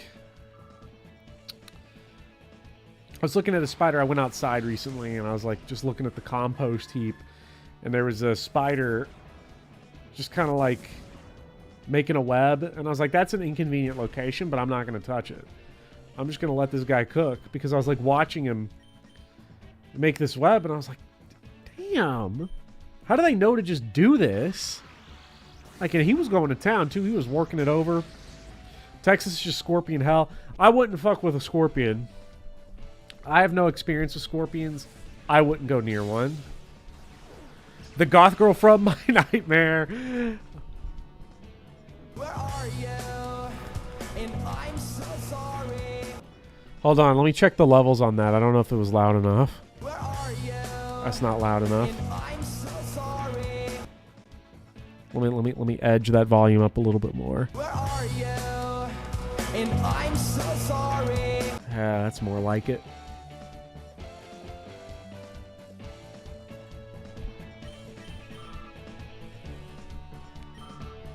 You're not down bad enough to be rude to a goth barista at Starbucks so she spits in my drink yet. But you're planning on it, Quirt. You're planning on it.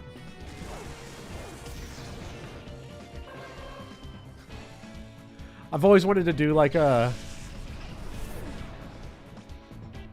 It's so funny, like, because I've taught at a bunch of different schools, you know, private and like ritzy and poor, like Title I schools and rural and inner city and suburban. Like, you know, you get moved around a lot, even in a very short amount of time. And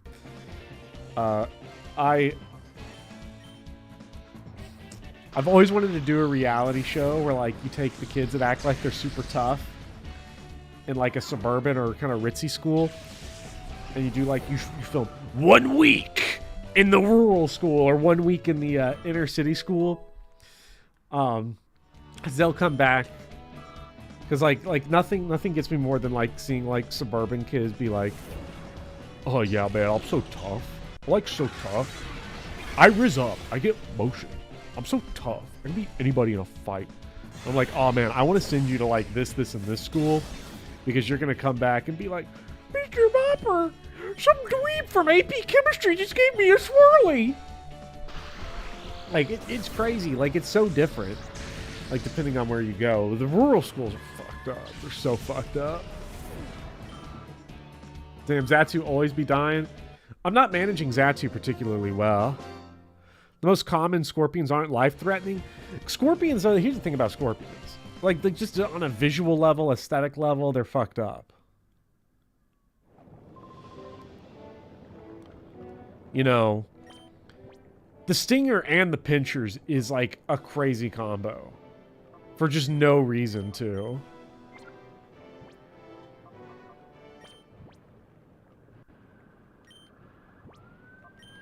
I'm gonna save. If I die, I'm just reloading the save. I'm not doing that run back. I just want this one item.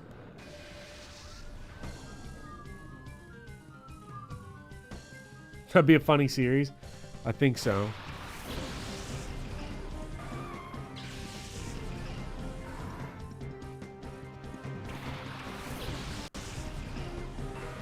I mean this with no offense to anyone here, but when I think of Kentucky, I think of racist. If it is like that everywhere in the state.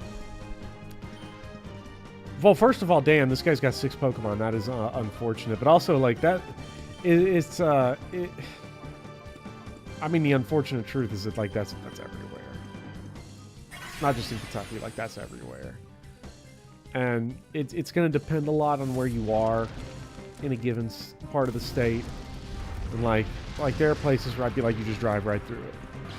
Like, fuck these places. 6 Pokemon's crazy, but... Why do I only have 5? I have a dead one, I think. Swallow a lot, Sir Swallow a lot is coming out. But yeah, no, when I think of Kentucky, the thing I get the most commonly is like, well, Kentucky. You're from Kentucky. Do you wear shoes? Now, naturally, when somebody, like, if I'm in Chicago or something, I go somewhere else, and, like, so it's like, Kentucky, y'all wear shoes down there? I'm like, man, goddammit, I wear shoes, and you think I'm fucking uncivilized? And they're like, the Kentucky shoe thing is actually true. I'm just gonna say it to everybody here that the Kentucky shoe stereotype is 100% true. That we don't, like I'll like go get my mail. And I'm like, you know what? I just don't feel like putting shoes on. I'm just gonna go get it. And I'll just go get it. Can't do meth with your shoes on. From my experience, there's a decent chunk of people that don't wear shoes in Australia either. Yeah, Australia sort of feels like, what if from everything I've heard, Australia kind of like, what if, like, the really funny redneck parts of America lived in a country that wasn't, like, a total hellscape? That's sort of the vibe I get. Usually don't be wearing shoes unless it's hot as hell. Used to do that in New York, too. Maybe the shoeless thing... Maybe the shoeless thing is, like, way more common everywhere, but people decided to just be judgy about it with Kentucky. Which... I don't know. I don't know why everybody... I'll always think of the one guy, the one YouTube comment I got one time where dude was like, "You sound Southern. Stop it." Okay, bro. Okay, now that you say it. I won't no more. Don't worry about it. You'll walk outside with no shoes on to the mailbox in SoCal unless it's hot outside. I imagine it's hot outside a lot. Like, it's hot outside a lot here, too. And it's common when you actually have grass. No one wants to be barefoot in Chicago or New York City. Too many needles. I have a lot of needles in Kentucky, too. Although...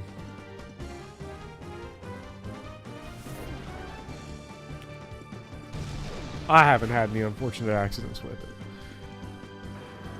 Right now, you're liable to burn your shoes like that. Pavement.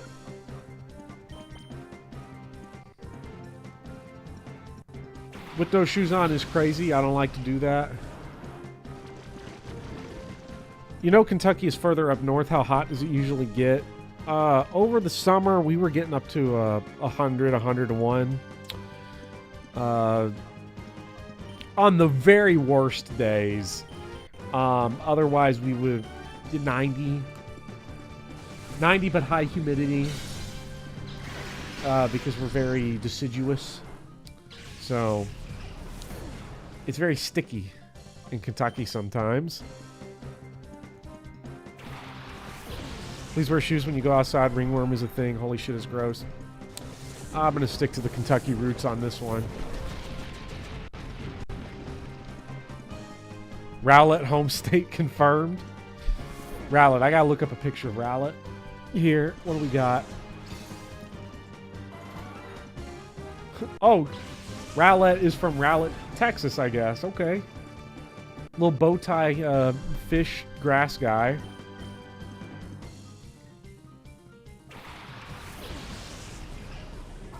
Oh, because deciduide. Well, also, Rowlett is a city in Texas, apparently.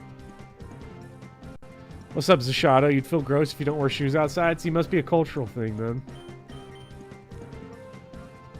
Like, if I gotta go somewhere fancy to, like, a wedding or something, I'll put some raggedy-ass old shoes on, but, I'm not gonna stress about it for nothing. Alright, Grimace. Sludge bomb this Golduck.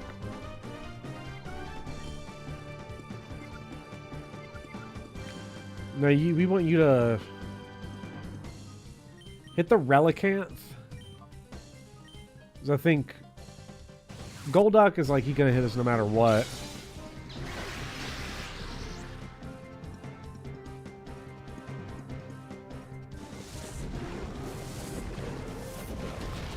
He done for. Hell yeah. I don't think it's weird. I think it's just a different. You grew up in a different place. Here you'll have, like, maybe this is common everywhere because shoes are expensive. Like, it was common for me to, like growing up, I would have, I'd have a pair of shoes, 3 years, 4 years, once my feet, like, stopped growing so much. Because it's so expensive to get shoes. It was, and that's something I, like, carried with me, because, like, I'll still, like, I don't really have any good... Hopefully Earthquake, dude, can just eat it. You read about a district in Kentucky that had a literally cancel school because they could not figure out the buses, and I was wondering if it was yours. Okay. Well, finish on that last... It's like to this day, like, I'll have tennis shoes. Like, I have tennis shoes that I still wear from time to time that are, like, completely fucking burned to the ground. Although now I'm a little more, I keep the Vans in good shape. If I'm breaking out the Chelsea boots, those are... You take care of it. You take care of it. You still only swap between 2 pairs of shoes for about 4 to 5 years. Especially for, like, it depends on the type of shoe. Especially, like, tennis shoes. It's like, I'm going to run it into the ground. That's just the way it's going. But on the bus thing, this bus thing was ridiculous. That was Jefferson County. That's Louisville. Anyone ever comes to Kentucky? Have you ever come to Kentucky, by the way? The way that we immediately tell... The way you can immediately tell someone that's not from Kentucky is how they pronounce Louisville. If they say Louisville or Louisville, you say that shit, you say either of those pronunciations, you're like getting a mad swirly or something. Like, you're getting the 5-finger sandwich. Like, it's not going to be good. Like, we're going to make fun of you relentlessly. But it was in Louisville, Jefferson County. And they had to call off school for, like... It's not Louisville. No, it's spelled Louisville. It is pronounced by a Kentuckian, Louisville. Wow. Now, does that crit transfer? Do I also crit the other guys? So Louisville... Yes, exactly like that, Anita. Louisville. No!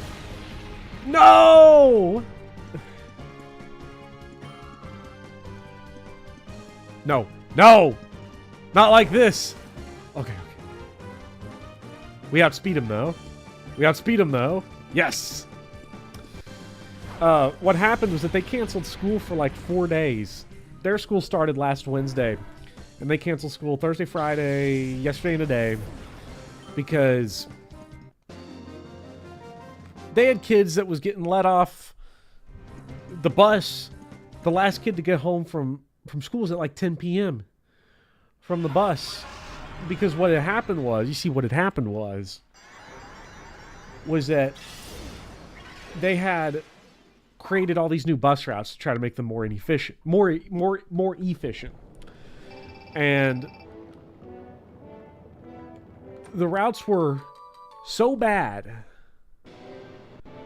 that you had kids getting dropped off like a mile from their house, and they'd have to cross the interstate to walk home. You know, Louisville's a city that doesn't have a whole lot of sidewalks anyway. So then you're like dropping people off a mile from their house, like, you know, when they're little kids and they have to cross the interstate, and like there were missing children reports. And it was funny, the way that they worded it, of course, to the papers was, well, there were only a handful of missing children reports before 10 p.m. and we got them all resolved. Okay, that's great. What had happened was Louisville, Jefferson County Public Schools paid a company $200,000 to write more efficient bus routes using AI. And the best part of this whole thing was that the company was called Alpha Routes.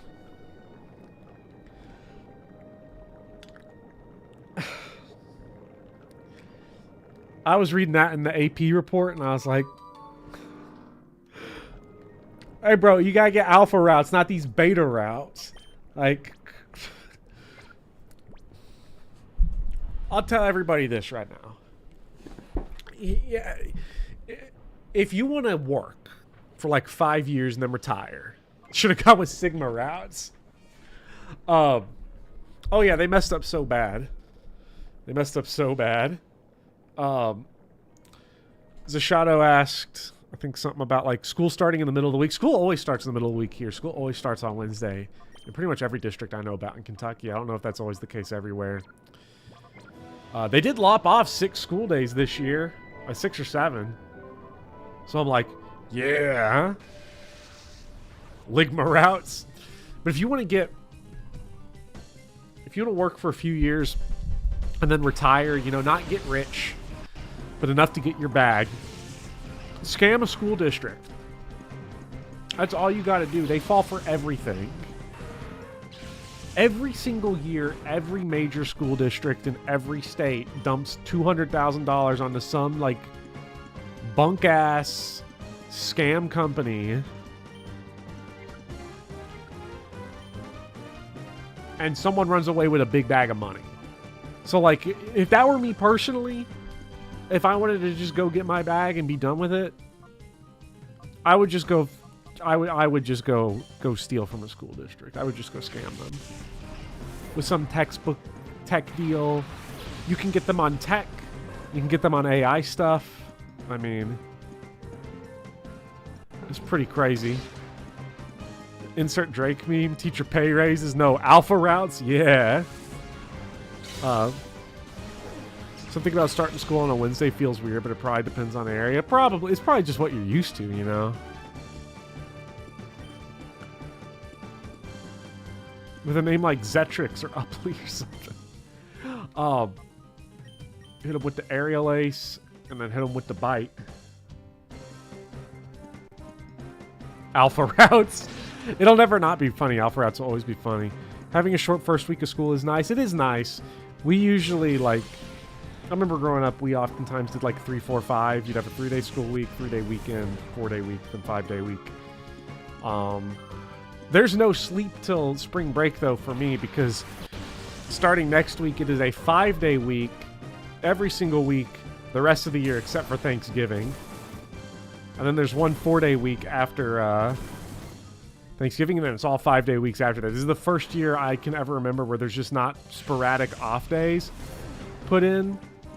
And it's going to be something else, I'm sure. I'm, like, dreading it already. No Labor Day? We get Labor Day. But they took MLK off.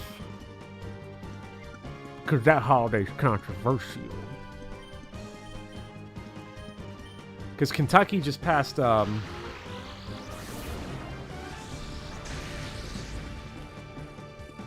Kentucky just passed the worst bill of my life.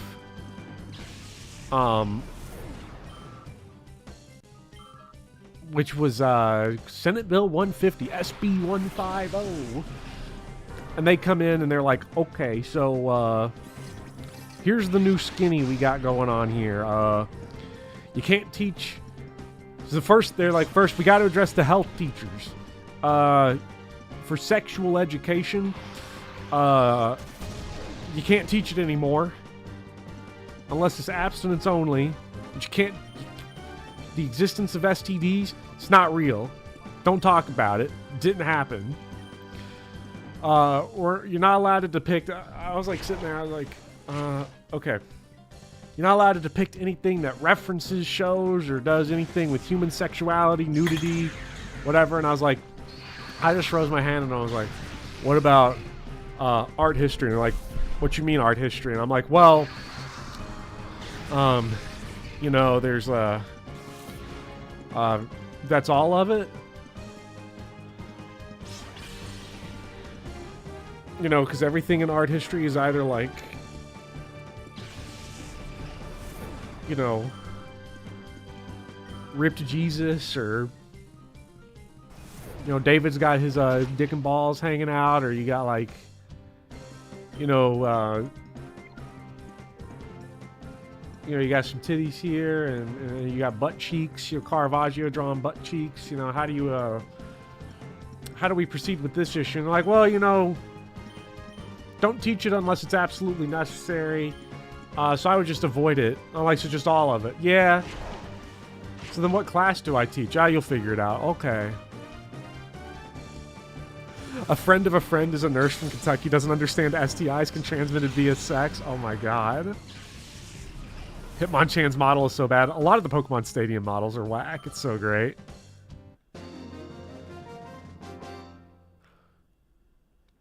Was this the bill that medical professionals said was really stupid and the state senate passed anyway? That's probably a different one, honestly. But no, they were just straight up like, yeah, no, you need a permission slip. I would not recommend, like, you know, because I was like really trying to fill out the borders of this law, and they're like, yeah. I was like, okay, so Shakespeare play, like Othello, has this in it. They're like, yeah, just skip all that stuff. And I'm like, read Othello, but skip "this is the cause" speech. I'm not teaching at that point. But what you see is you can't do that Romeo and Juliet because they get all that. Okay. I think I understand now. So, nothing.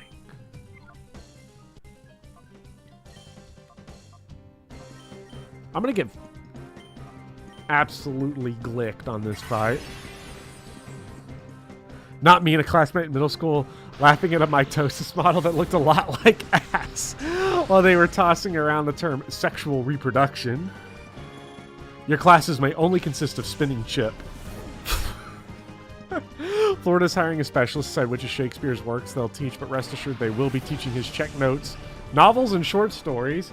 God, I fucking hate these people so much. They are the worst. They're so fucking stupid. Giggling in science class because the space where cells split is called cleavage. And isn't cleavage also like when you... Isn't cleavage also like, unfortunately, when you like rub like rocks together, like they're... How likely they are to like break from doing that? I just imagine a bunch of scientist people sitting around a room being like... yeah. I love uneducated adults deciding child education. Oh no, it's great. It's like, now you see, kids here. We got this big old censor bar here over this Caravaggio painting because it's got ripped Jesus on it. It'll make you think impure thoughts.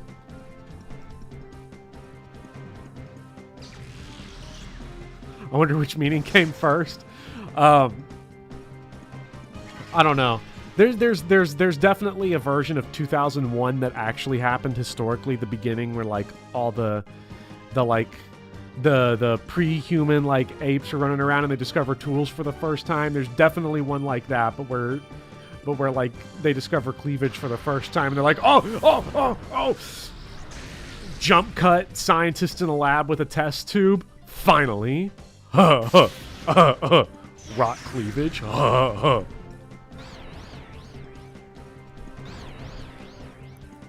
You should be the new voice actor for Dale Gribble. I would never. That role should never be replaced.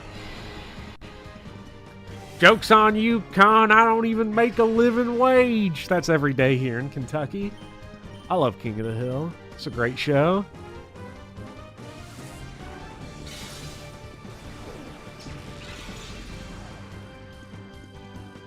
Certainly like it if they canceled this new King of the Hill. I mean, they really should. Like, I mean, just out of respect. You can't do that show without Dale. State's trying to get rid of libraries to convert them into alternative learning centers. Oh, it's total ass because...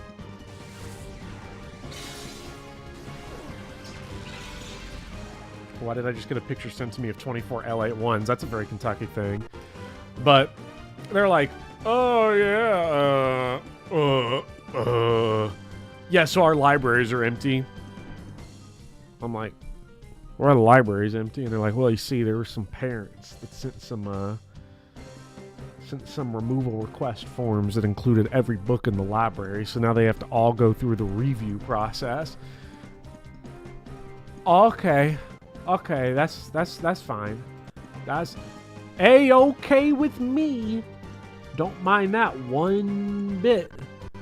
So I'm being very ornery about it. I could get fired this year. Bopper face reveal is when I have to go when I get my little mugshot taken because I break Senate Bill 150 and then I decide to go smash a window somewhere.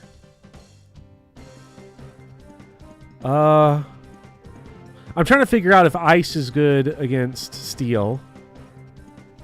It is not. It is not good against steel. So I want to... Because really, steel, it's just fighting in ground. Does Metang have levitate? I remember we were, like, shocked. I don't think it does because it becomes metagross. So I, like, don't think it actually does. So I say fuck Perp 6, he can die. We'll quick attack Grumpig.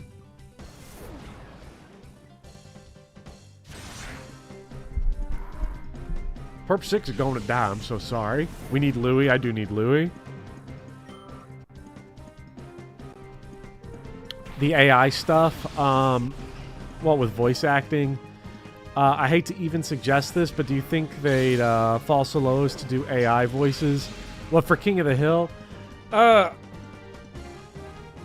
I don't think so. I really don't think they would do that yet.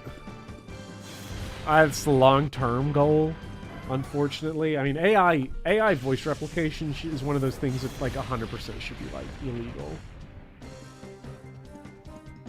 Like, this is just where I don't mind having big government come down and tell me what I can and cannot do. Because... like, only bad things are going to come out of it.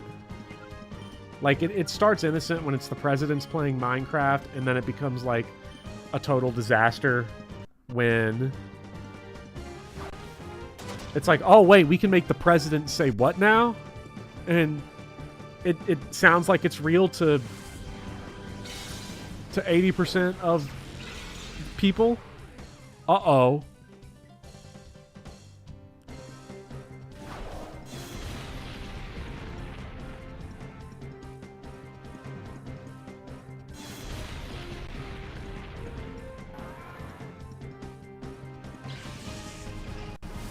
Like tech bro grave robbing. Yeah, and I mean, like, I think the thing that'll help in the long run is that, like with a lot of stupid tech bro crap, it doesn't go anywhere. Like, we call it AI. But really, I feel like calling it AI is kind of like you're overselling it a little bit. Because, like, the chatbots I was told, one, write your lesson plans with ChatGPT. No. Because I have standards. And I was also told, you should, like the goal is not to get kids to not use AI. It's to get them to not plagiarize AI. So teach them how to summarize what they get off of ChatGPT. And I, like, the person was saying this, and I showed them. I was like, okay, look at this. Look at what happens when you ask ChatGPT how to spell mayonnaise, and it spells it mayonnaise.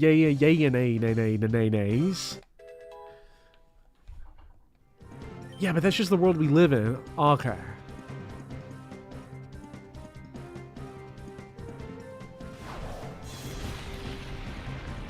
No, we crit Hitmonlee. We killed both Bruce Lee and Jackie Chan. Isn't that how Mayo is spelled? Yes, exactly. Do you see that thing on Twitter where some guy just scrapped content from a bunch of novels? Scraped content from a bunch of novels?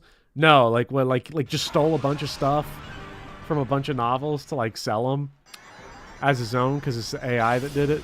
Someone skimmed your voice too, and uses it to steal your grandma's credit card info. Yeah, like, because the thing is that the technology is gonna exist forever, but like, you can stop it from getting worse at a large scale.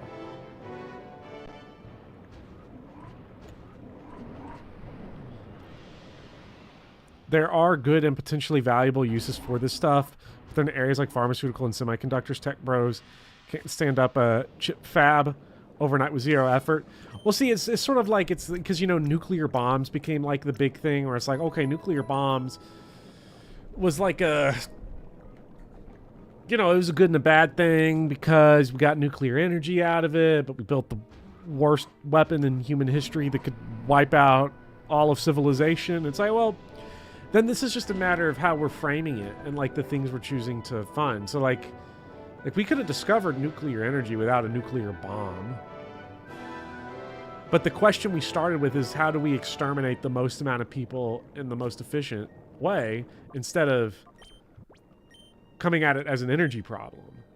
Now, obviously, there's a lot of, there's socio-political stuff. There's World War II. There's, you know, it's more complicated, obviously, than the way I'm sort of setting it up. But like, you know, we don't have to start the AI discussion with like, how can we create a fad that we can milk and make a lot of money with, which is where the tech bros start from.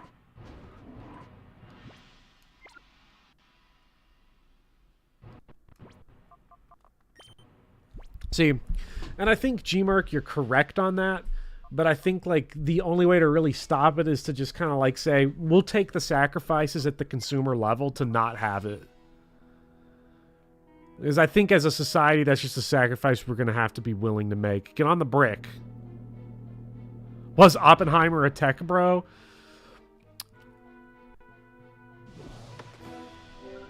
I feel like the actual tech bro was the guy played by Benny Safdie in Oppenheimer, who was like, you know, I could make this into a hydrogen bomb. I can make hydrogen explode. It'd be even bigger. And it'll be, the market space will be even larger.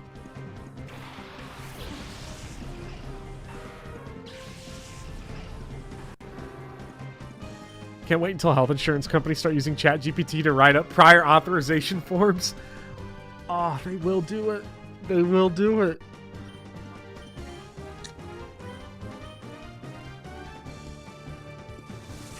I just saw Iowa's banning Ulysses for sexual content. No one in the entire state of Iowa ever read and understood Ulysses. No one making that decision ever read that book. I'm just going to say it. You know what? Shout out to all of my people in Iowa that have read Ulysses, but none of the people that made that decision ain't ever read Ulysses, not once. Ulysses is like the ultimate poser novel. It's the novel everyone pretends to have read to sound smart. Maybe that's why they're banning it. They're like, yeah, I totally read that book, bro.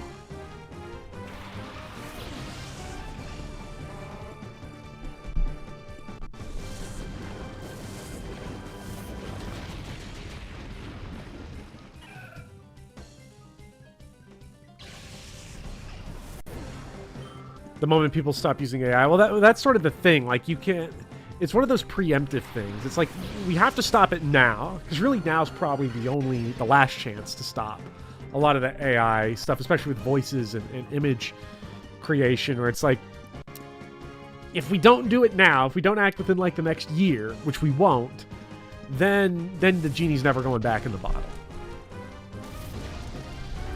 We may have already crossed that point, but like I think like 2-3 years from now, then it's like we're completely done for. Well, military still use it for like espionage. But yeah, but militaries do illegal stuff all the time. So all the illustrators you follow are having a real shit time. Yeah, but like I could go on like Midjourney right now and I could type in Persona 5 Rule 34 and it'll create so many great images for me. Like it's the best technology ever.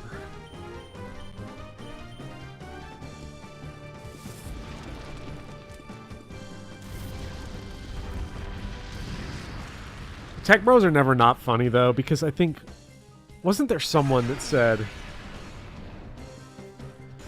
unless I'm going completely crazy, wasn't there someone that like that went like viral for like a dumb reason where they said like, I'm a prompt artist?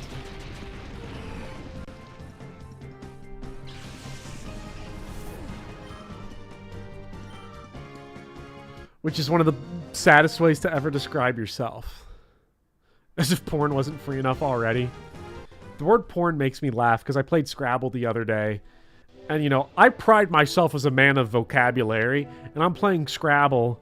And I'm sitting there and all the words I could come up with were porn, fart, butt, poop. I was getting bad draws anyway, but, like, I, like, reverted to middle school immediately. You know, like... And I'm just going to say it, like, okay, yeah, porn's free. But, you know, that's an industry where, like, Gromlet! Where people are... The artists and workers in that industry are often exploited. And I think because people view it, especially now, as, like, a free thing. It's like... It should just be free. And I think that kind of feeds into the Midjourney thing of, like, now I'm just going to make it... I'm just going to smash buttons on my computer. And it's going to shit out all of the video game porn I could ever want. And it's like, come on, man. If you, like, really, really want that bad, like, just go... I'm sure you can find any number of artists that are on, like, Patreon, and you can pay them, like, $2 a year. And, like, never notice it. Like, these are... They're jack-off artists. And they're there to help. I don't know what Bana is, like, or Sableye are, like, actually weak to. I feel like I'm gonna get fucking clapped with this lineup here. The fact that there's a competitive Scrabble scene never ceases to amaze me. Scrabble's so cool. I know Sableye's weak to nothing, so I meant weak more as into, like, vulnerable to anything damaging it. A Gromlet would be delicious right now. It's all plagiarism, too. Poop is just objectively a timelessly funny word. It's a great word.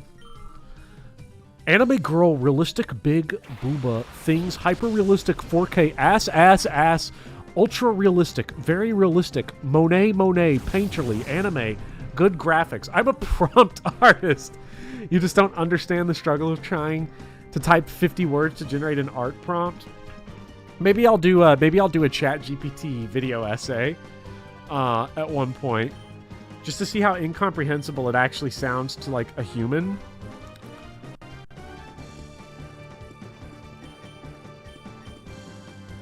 I don't know, Dustclops is going to get clopped by this. Yeah.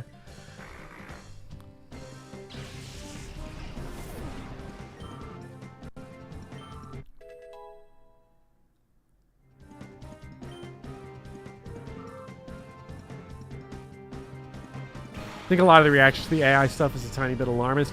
I think it is too... I don't mind being an alarmist on it necessarily, because if I'm wrong, then I'll take that. That's just a win. I think most normal people aren't gonna... I think ultimately AI art will end up in a weird spot where, like, I think I think the people that like it are kind of end up being like, not to be rude, but are kind of like the people that I've mentioned before, like the culturally irrelevant, like suburbanites that don't have any actual engagement with any type of culture in any way, and they'll see like, here's a funny picture of Donald Trump running from the police. That's so funny, and then like move on. Probably it's cap.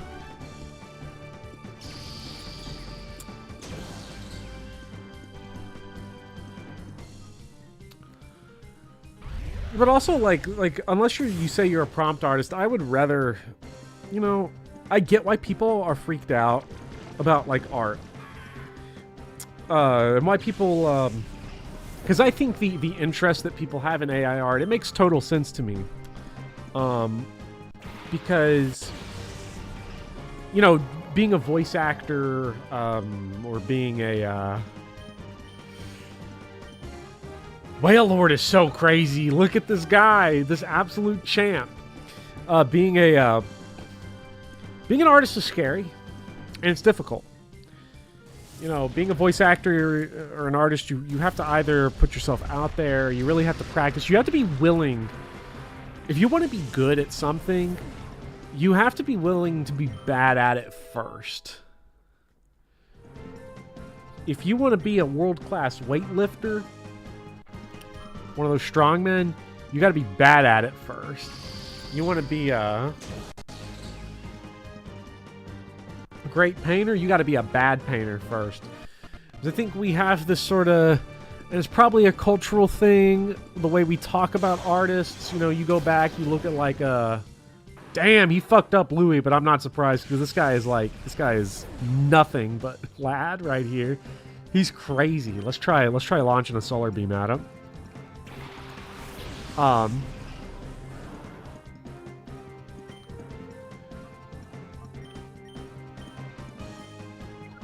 let's just Mega Drain him.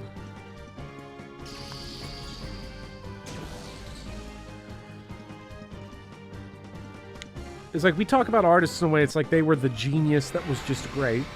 And some people do have like incredible natural talent, but like, you know, Michelangelo, or like, you think of the more kind of the Renaissance artists that are more mythical almost in how good they were. It's like they were good as they were, partially because, you know, they got paid to just sit in the studio for 80 hours and train with grandmasters and work their whole lives dedicated to this one very specific thing. An opportunity that almost no humans throughout history have had, except for like this one specific time. And so, to be a good artist, you have to be a bad one first. You just have to be. And I think a lot of people either don't know that that's the struggle. They think you're either supposed to just naturally be good, you know, like that's the way it's going to be. You're either good or you're bad. We talk so much in binary about that type of thing. But in a lot of ways, the inefficiency of the brain at creating art is where the good art comes from. Like, I think the thing that no technology, no matter how good it ever is going to be, if you start creating perfect art, then you've created bad art, because perfect art is going to be perfect in only the most superfluous way imaginable. There's not going to be any texture there. It'll be sleek and facile. There'll be a distance to it that doesn't feel right. Because I think no matter what, all people are still looking for a connection to other people. Especially in, like, you know, because we're not in I don't think we're in a necessarily specific and unique age of loneliness, but, you know, it's obviously worse post-COVID for a lot of people. You know, like some demographics, unfortunately, have always suffered a lot of loneliness, older women especially. So we're all looking for that human connection. And I think unless you're, like, really invested in making a lot of money off of this, it's like you don't like... You want art that you can feel the person on the other side.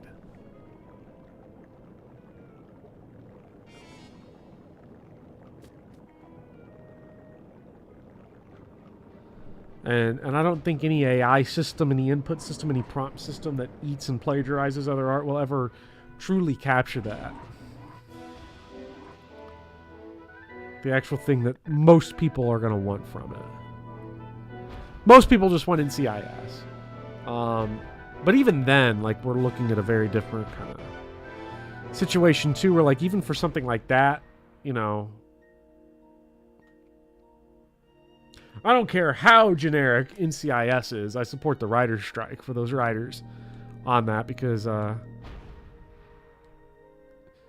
they should be paid fair residuals and fair wages and not have to be forced to compete with gobbledygook. Because ultimately this is not about creating a better human experience, it's about crushing labor from the corporate side of things. These are FE Rev elevators, just hanging out in a volcano.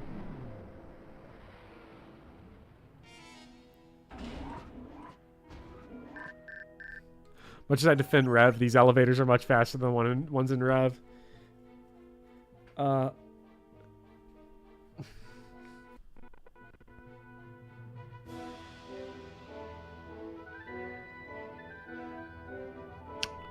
There's just something about this email from Egan I don't like, so I'm going to put it away. Oh, we got us a little puzzle room here. This is nice.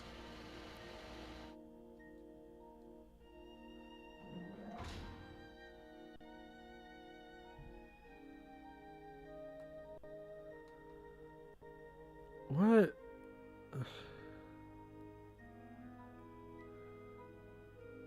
Okay, so wait, is this one going to go to the left? Like, are these color-coded to match up? Okay. So that's going to go there. So we want to get all these items that I'll never use.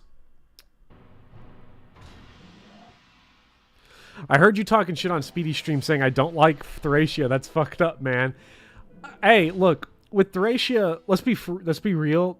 I can't keep track of what everyone thinks of Thracia because everyone thinks something different about it. Everyone's got an opinion on that game. I've never met anyone that's like, yeah, that game's all right. I can't keep track of it at this point. I don't know how I'm supposed to actually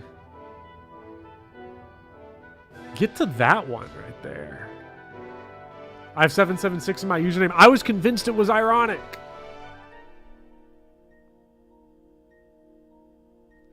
Folks saying, well, the writing is garbage, so why should they get paid anyway? LMAO, maybe you could do better work if they weren't graveyard shifts at Waffle House all the time. Hey, look, you know what?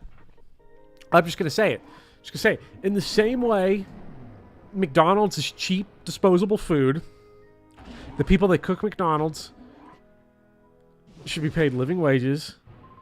The people that cook up generic crime dramas for grandmas should also be paid living wages. I think it's quality neutral. As long as there is labor to be done, there is labor to be fairly compensated. So it was ironic when I made it, but then it became unironic when you finished your first Thracia run. Okay, so I was like in the ballpark. We're gonna hit Lantern with the Sludge Bomb, hit Magneton with the Flamethrower.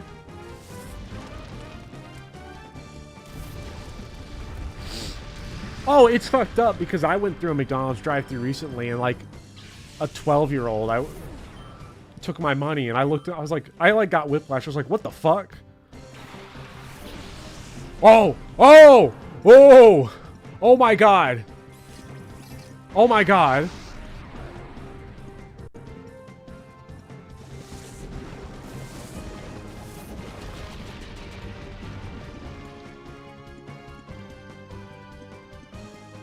I'm like doing the hands on head shocked meme face right now. Bruh. Bopper just redacted. That's inappropriate for, this Lickitung is inappropriate for the educational setting. Bruh. I don't know who on this team gets removed, but please, I've never used Lickitung. I gotta use Lickitung. Please. Please. Hit Lickitung with the Sludge Bomb.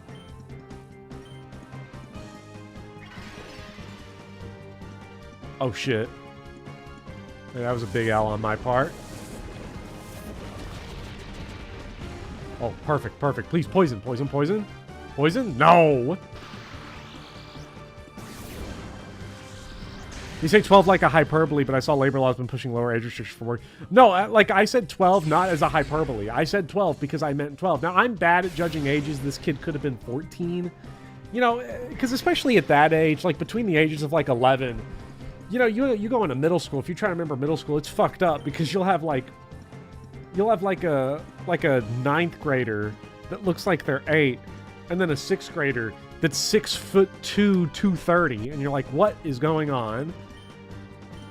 So, like, it's all over the place, but looked definitely below 16, probably anywhere between 12 to 14. Hey, Bopper, you know what game you can use Lickitung in? I know you could use Lickitung in BDS that one, because you get it in the underground.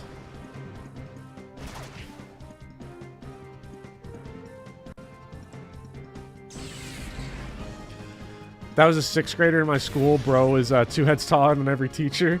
Well, I remember like I went to, by the way, everybody, take care of your mental health. No matter what. Because you're important. Because I went to a counselor once. I don't know this because I went to a counselor. I'm just saying, like, I'm talking about going to a counselor. So I just want to say, like, if you feel like you need to get help from anywhere, you know, there's no shame in it. That can be a big problem in some areas where people really feel like there's shame in it. You know, seek, you know, go get help. But I was at this counselor once, and like, first thing I see is he played college football, and I was like, he had his college football lineman jersey. He was an offensive lineman. He had it like on a thing. It took up the whole wall. It was in the glass case. And like, now, there are shitty counselors for real. There's bad people at every job. But, you know, I think you're better off going...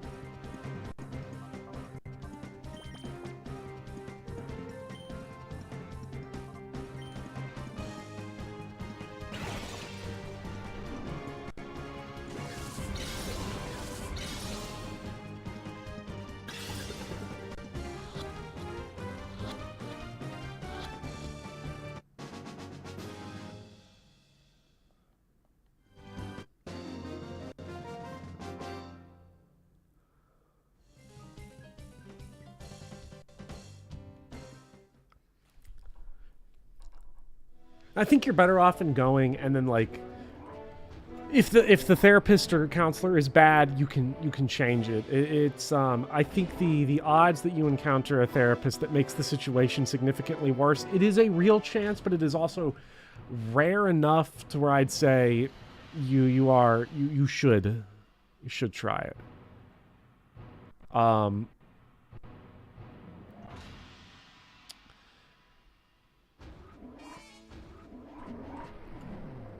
But this dude comes in. Now I'm 6'1". He comes in. And I'm looking up. Like full head arched up. And he's just like, hey bro, what's up? And I'm like, oh my God. I'm like, what? I'm telling him all about my problems or whatever. And he's like, nah, yeah, big dog, you just don't worry about it. He didn't say that. He was actually really, really great. But I was like, I don't know where that came from. I was just thinking about it earlier. I was like, damn, that guy was huge. How tall is chat? I'm 5'3". Lagspike, you're 5'11". Doran is 6'3". See, Doran, you're 6'3". That counselor, you would have still been staring full up at him, and you'd have been like, hey, what's up, bro? Clint at 6'3". Pulpa at 6'2". Why we got such a tall chat? Why am 5'7", 5'6", 5'5"? Height is one of those, someone here's fucking lying. 6 something on Lord Pent. 5'7". I'm just waiting for someone to drop 8 inches. But anyways, I digress. Are you the shortest one, Becklin, at 5'3"? Well, Jules is 5'4".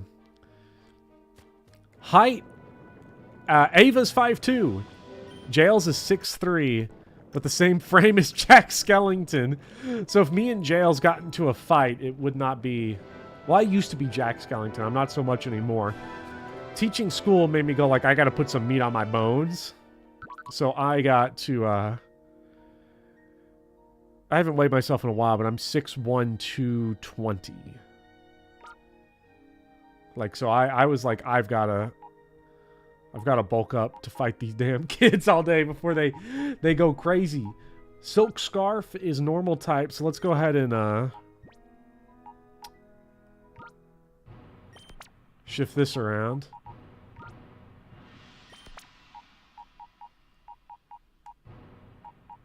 Just because I want to get the I want to get that one item off. I want to get the thing off.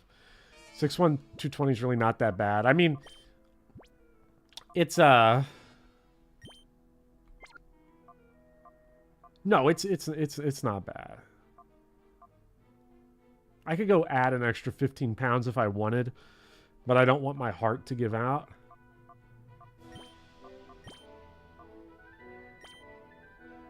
I don't have... Come on.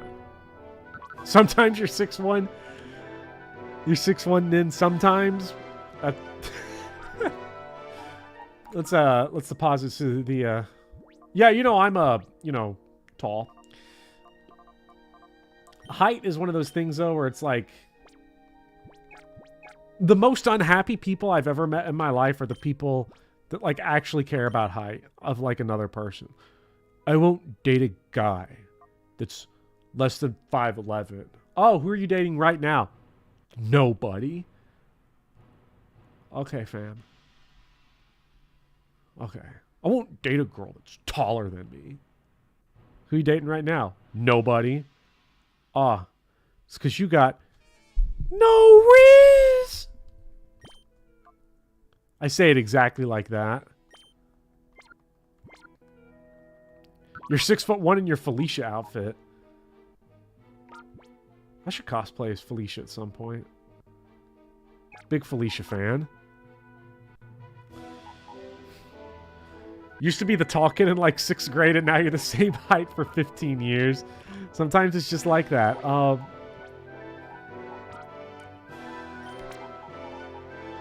So here's the question. Here's the actual question.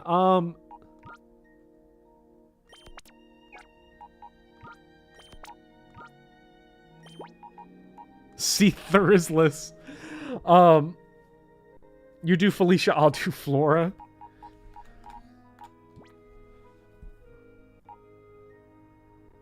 Am I putting Sfeel in storage?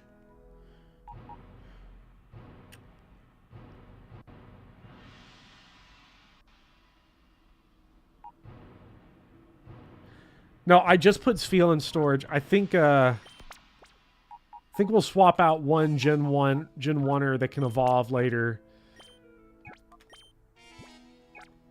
You're 6'6" when you're standing on your money. But I don't know who else goes. Like, Tangela is awesome. Like, Tangela's got a good setup. But I feel like it's a little too specific. You know?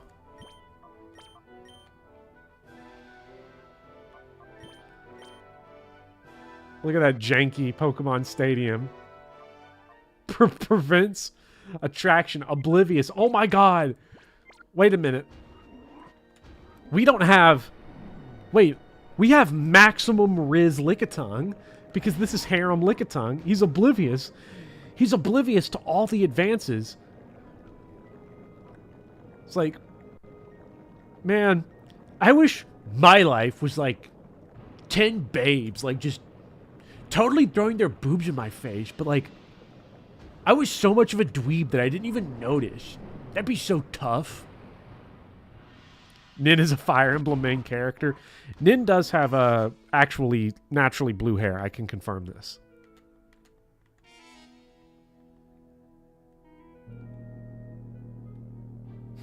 Why is Lickitung like this? Lickitung just is.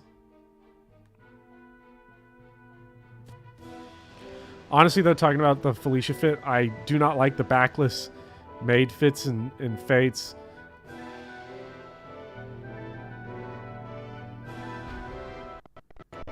You know,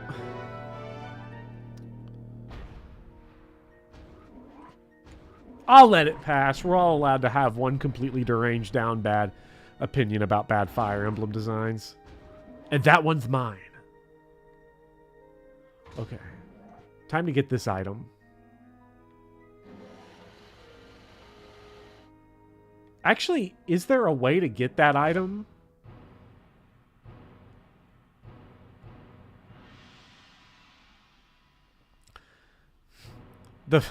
Yeah, Corn is great. So Clint, you're going with the Corn Defense Squad. At least it's not Femcorn where your buns are in the wind. That should be chilly at that point. The Falcon Knight outfits drive you up a wall because thigh chafing. Specifically the Fates ones, although I feel like a lot of Falcon Knight designs in Fire Emblem are like big time on chafing. I've been playing Final Fantasy VII for the first time, and well, not for the first time. I played it in high school. I never beat it. I got to the last dungeon, stopped. I'm playing through it again. I just got out of Midgar. I'm about to, I'm like at that little mountain with the condor on top where they're like, can you please help us fight the Shinra? And it just reminds me of like when 7 Remake came out, in every single bad YouTube channel, every single grifter YouTube channel, and like incel YouTube channel was like, oh, they gave Tifa, she gave her like a undershirt. They have completely, they have stolen, they have stolen our kawaii babe from us. Final Fantasy VII went woke.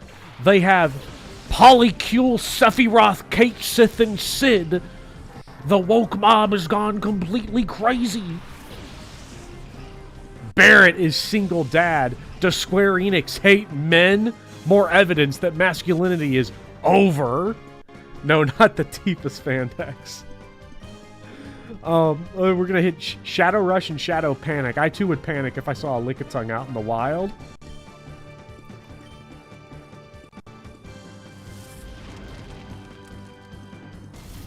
Those guys are pathetic. They are. I do miss... It is sad, though, that every deranged YouTube channel is, like, the same, like, grift of, like... I was talking about this the other day.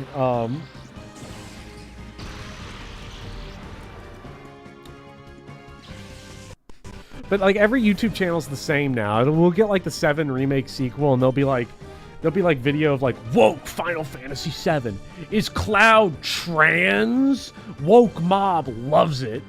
I miss the days when like your deranged conspiracy channel would have like 4,000 views and it'd be saying some absolutely insane shit like, is Sephiroth the god of the flood? Square Enix hides evidence of New World Order in Final Fantasy VII. Like, Sephiroth destroys the deep state. I miss those days.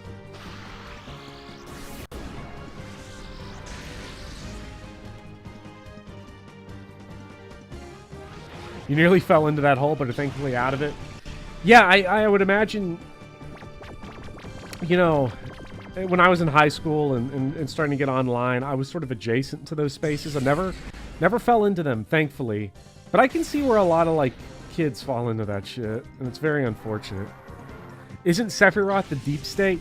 Well, no, see, because Sephiroth is, like, man has sinned and corrupted the planet. And Sephiroth is resetting the planet. Like the god of the flood. God resets the planet.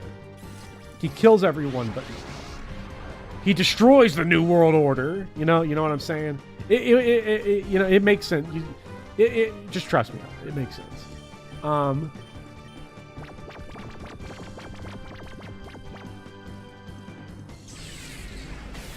Perp 6 theories. Did Lickitung just bounce off its tongue? I need to pay attention to its animations.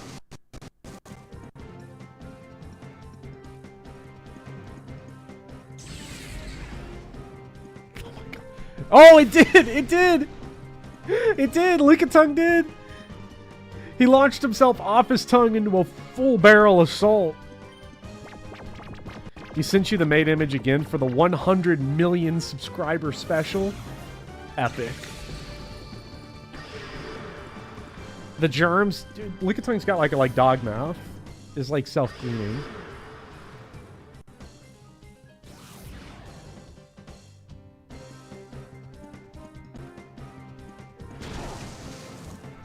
Come on, Perp 6, wake up. I'll say this though about Final Fantasy VII. I'm sure of the 37 people that are here, I'm sure some of y'all have played Final Fantasy VII, so I just want to ask, do you all rename Red 13? Because I've replayed, or I've played for the first time Final Fantasies 1, 2, 3, 4, and 6. I'm gonna play 5 at some point on stream. And then 7, I didn't beat, but I came kind of close. And I've renamed none of the characters at any point, but I did rename Red 13. Yeah, to Perp 13, exactly. Luigi of the Gods. I renamed Red 13 because it felt wrong to not. JRPGs are your number one op. Shit is so boring. I used to think that way, Lag Spike. Then I grew up, okay? Actually, the Final Fantasy Pixel remasters happened, and like you can play Final Fantasy VI now in like 20 hours on a blind playthrough. And like shaving down the tedium just in terms of time makes them so much more manageable. You named him Red 7 like your favorite Resident Evil 4s. You named Cloud Spoink for some reason. Spoink. I know Chansey's like mega tanky, so I think we're gonna try to blast as much of Chansey's HP as possible, because Louis will be able to probably one-shot Scyther, so it's probably just we'll just try to work over as much as possible on this Chansey.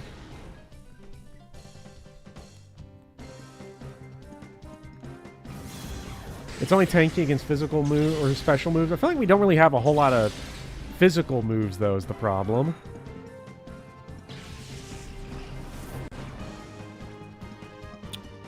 Well, no, Poison's physical. I should have gone Louis anyway to kill the Scyther, but, you know, this is where we are.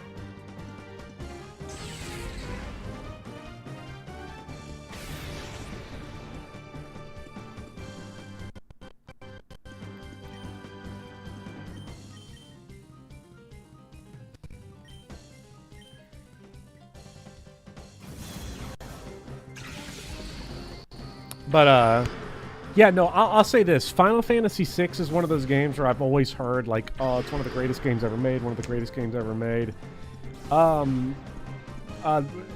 They're right. The people that say that were absolutely correct. Damn, Muck is crazy. Y'all weren't lying. It really is just a mental Pokemon. It's all about a mindset.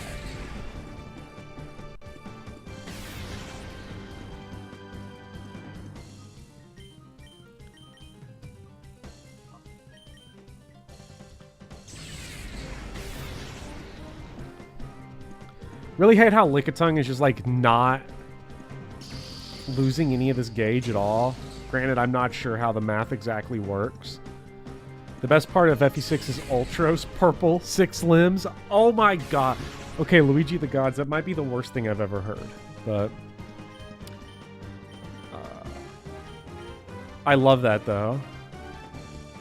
It's only 20 hours, you might actually consider. It's 20 to 25 hours on the Pixel Remaster version, depending on how much of the side content you engage in, but Final Fantasy VI has a little bit like it has almost like a Breath of the Wild structure where like you kind of have in its back half of the game, not to spoil anything, in its back half of the game you kind of have instant access to the final boss like 10, 12 hours into the game, and then it's all just like doing stuff until you feel prepared to go do the final dungeon and the final boss.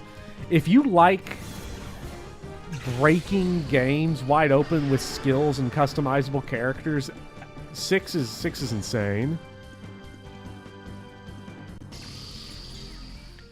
Like, Final Fantasy VI is really easy, but it's only because you can just break it wide open with all kinds of crazy customization. It's so much fun. Bar doesn't go down because he's committed to the emo lifestyle. God, Lickitung so cool. Have you seen some of the crazy glitch showcase of FF6? If I remember, there's one where if you don't save for a huge section of the game, you can set things up so that the world is a hybrid. Huh, that's interesting. I like how they handled Cyan in the Pixel Remaster. Is pretty bad in the OG.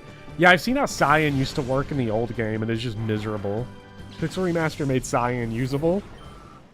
And by usable, I mean he just automatically kills every generic mob with Oblivion.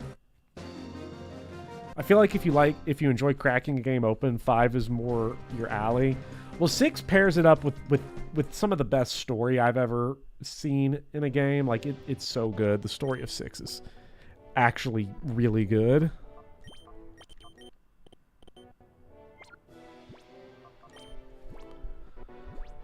I hope they never remake it because they're going to try to make Kafka deep. Or Kefka, or whatever. Yeah, he's actually real deep. He has trauma. It's like, no he doesn't. He's just a fucking maniac.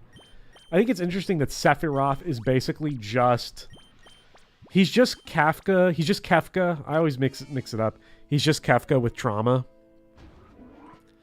So it's interesting that they revisited almost the exact same idea. Your kind of game is like Sekiro, raw, intense 1v1 gameplay. None of this Elden Ring gimmick bullshit. Yeah, but Sekiro's butt because I'm not good enough to beat it. And that makes it bad. What's up, Prophecy? Kefka had trauma. It's just the game glosses over pretty much. And I think that was appropriate for that game. I think it was better that they kind of are like, okay, Kefka...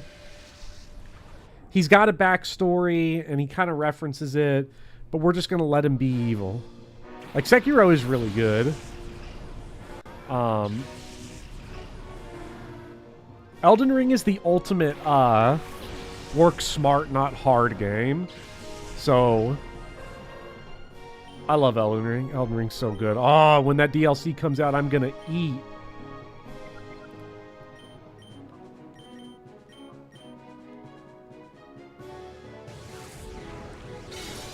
You need turns in your games because you have the hand-eye coordination of an athletic toddler and the guts courage of a mouse. I'm a big, Elden Ring is so funny, though, because if you play Elden Ring and then you go and play the older From Software games, they become so much easier. Like, Dark Souls 1 feels like a game for toddlers now because it's so much slower than every action game of the last 10 years that's just aped its style. Dropped Elden Ring very fast, traded it for triangle strategy. I would say if you ever want to get into Souls-likes is difficult. I'm a big stan of you get into Souls-likes when you have a friend that's into Souls-likes. It's almost like a throwback to the 90s in a way, because it's like if you got someone in your life that is unnecessarily obsessed with Dark Souls, you will get into it. But it's hard to get yourself into it, because I was like that. I was totally deranged and got like Midnight Cowboy into it, and then he got X-Man into it. It spreads like a virus.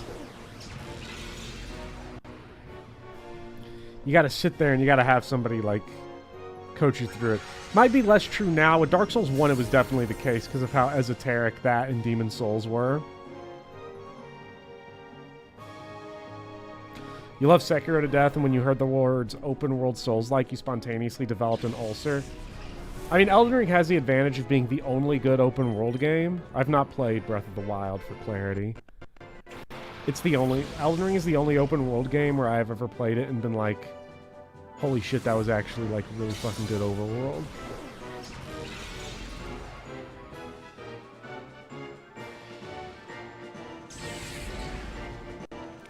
Need to make every Souls-like with a Sekiro mode. Literally give me one weapon, no customization. I mean, you could just do that yourself. I mean, you can play the challenge rounds. I mean, it's pretty easy to do that. I've done that for those games. I think it's... I get where it's like... It can be tough, though, because, like, you can't help yourself. Sometimes it's like, I can't do the challenge run. I still want to use everything. There's no guarantee that the weapon will be made to be able to beat the game. Every weapon... Like, this is 100% the case. Every weapon in every Souls game can beat the game.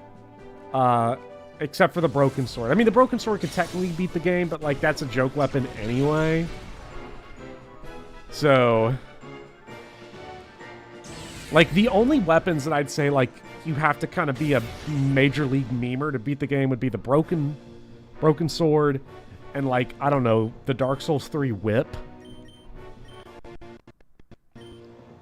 Because they can't riposte and backstabs, they're pretty bad. You want one that scales up automatically, straight up?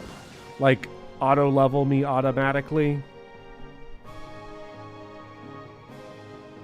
The whip isn't actually that awful in DS3.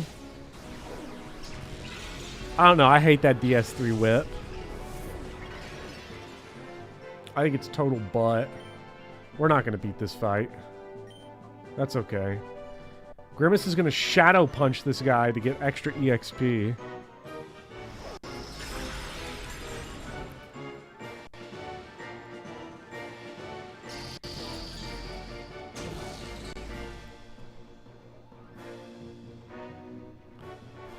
There's a great video by Yimfa beating the game with the bow but no arrows. Yeah, Yimfa's deranged.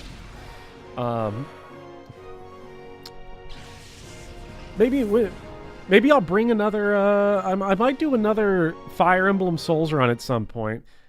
Ever since I did Gilliam Souls in Dark Souls 1, I've wanted to do Kanas Souls in Dark Souls 2 so bad. Like, maybe I'll do it. Maybe I will do it. Do Bloodborne. Bloodborne is a game that, like, I was good enough. Do Rolf Souls. You know, Rolf is pretty good. Balthus Souls got crushed because the servers got shut down, although they are back on now. Kaze Souls, well, that's just playing Sekiro. See, Lag Spike, you're just trying to put Sekiro in my brain. Nino Souls. Balthus Souls was fun. Fisting Dark Souls 3... Let me rephrase. Using fists in Dark Souls 3, that was pretty cool. And using the Demon Prince's weapon, hell yeah. Axbro Souls Bloodborne Edition. Emo Bar Tray. No, you said it right the first time. I love this run. Yo, wait, this is a... Holy shit, everyone. We are playing Dark Souls. Look at this fucking boss run back. This is some Demon Souls level bullshit here. This is Demon Souls 4-2 crap. Running back to the old hero. Although, to be fair, if you get to the old hero, you're likely to beat the old hero. Because the old hero's a chump.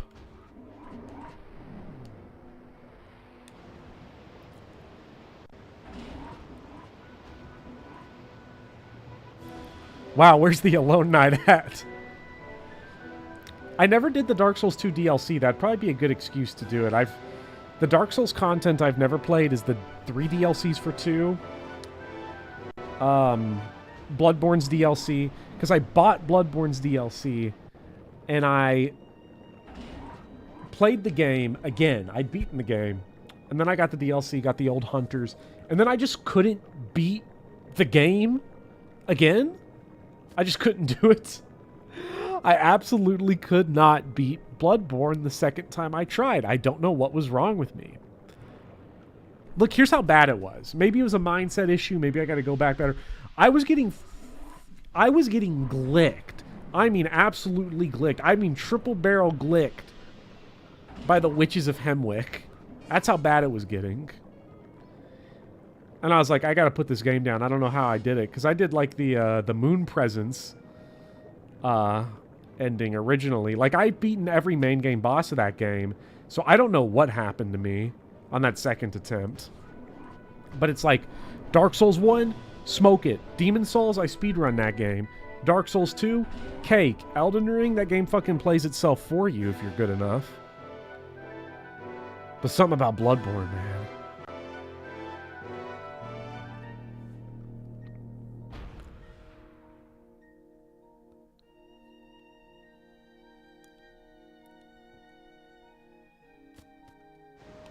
Something about Bloodborne. I mean, I guess like if you like Sekiro, Bloodborne would probably be the only the other Souls game that you'd like, because its customization is highly limited. There's only like 10 weapons in the base game, and honestly, the starting weapons are like the best anyway. The axe and the saw one. And honestly, like, stats don't matter in Bloodborne nearly as much. Like, Bloodborne has a very specific way it wants you to play it, and it's basically slightly slower Sekiro. It's Sekiro without it's Sekiro where instead of deflecting, you shoot people in the face to parry them.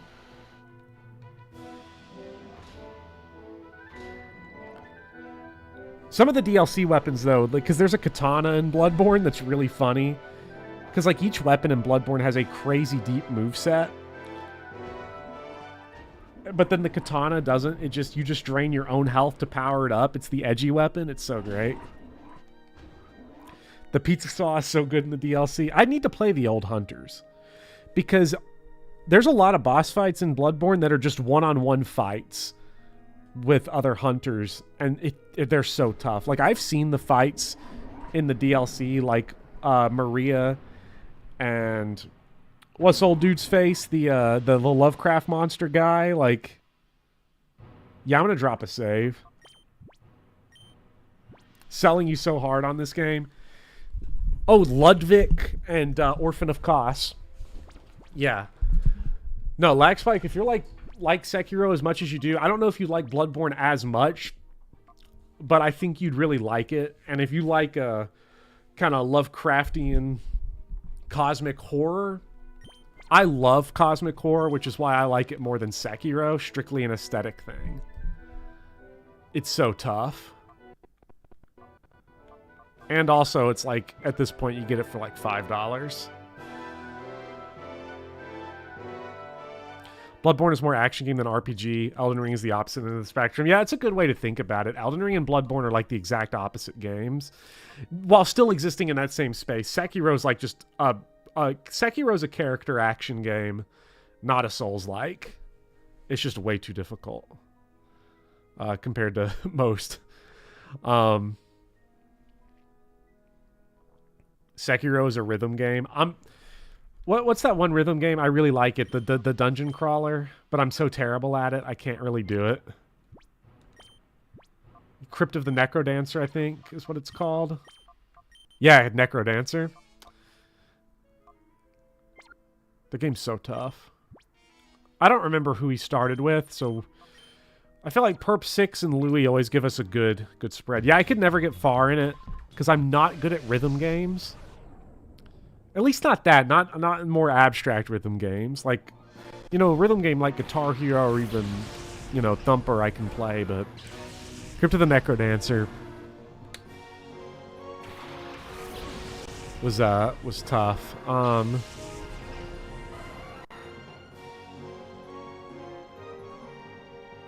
Eric just said no PC, frowny face. I don't know what. It was probably about one of the games.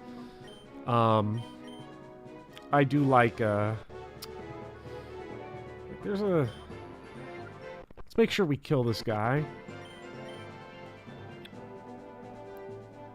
How far did I get into Sekiro before I gave up? I stopped... Okay, you fight the Guardian Ape. And then he picks his head up. You get boss defeated, but then he picks his head up. He starts attacking you again, and I just paused the game, and I was like, okay. You got me, Miyazaki. You got me. That is, like the Guardian Ape picking up the head is one of the most From Software moments of all time. Like, that's such a Dark Souls move, and I knew the game would pull a million like that. But because that game is such a grind for me to get to that point, I was like, okay, all right, goodbye. If you're good at Dark Souls, though, Sekiro is like... The other problem with Sekiro for a lot of people, including me, is that it is a game that is explicitly designed to be harder if you are good at Dark Souls. Because it requires you to do the exact opposite of Dark Souls. Yes, like, that's exactly right. Because Sekiro is all about, like, blocking... like high-speed blocking and parrying, which Dark Souls usually doesn't reward. Dark Souls blocking is really good, but it has like low offensive utility, and it's like all your offense in Sekiro.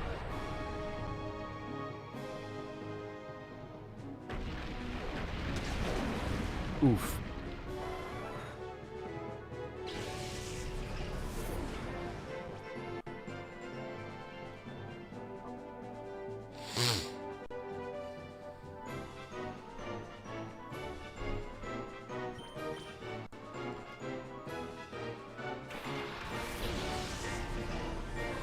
You almost gave up on Ganishiro on the tower fight. I gave up on Sekiro twice. One was the tower fight where you fight... I don't know if it was Ganishiro, but whoever you fight in the tower at the top of Yishin Castle, or whatever the castle is, where you like work your way through it.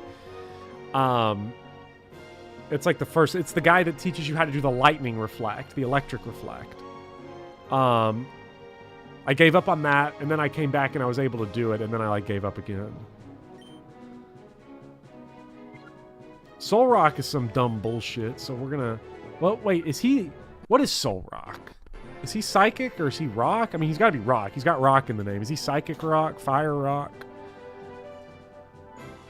Rock Psychic? Okay, he's Rock Psychic, so that means we're gonna bite him to death.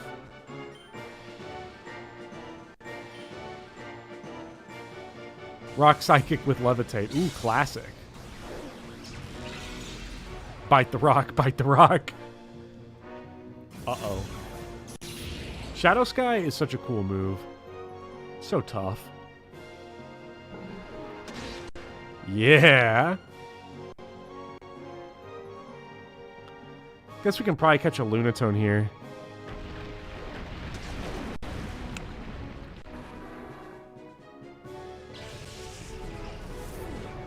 Yeah, I think, like... I'm trying to think of games where I, like... I'm trying to think of the games where I, like, willfully put in 100 hours on a single playthrough. The only ones I can think of are Elden Ring, Persona 5, which wasn't worth the 100 hours. I just got so far into it, and it was like I have to beat it.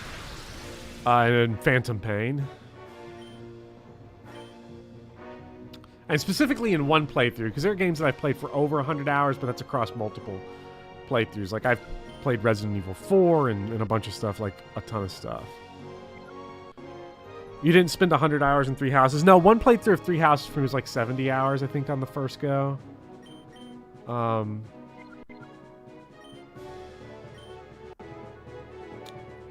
going to want to Shadow Rush the Quagsire, and then...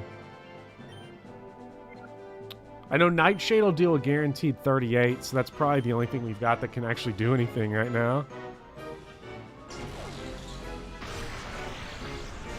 Ah, just short, just short.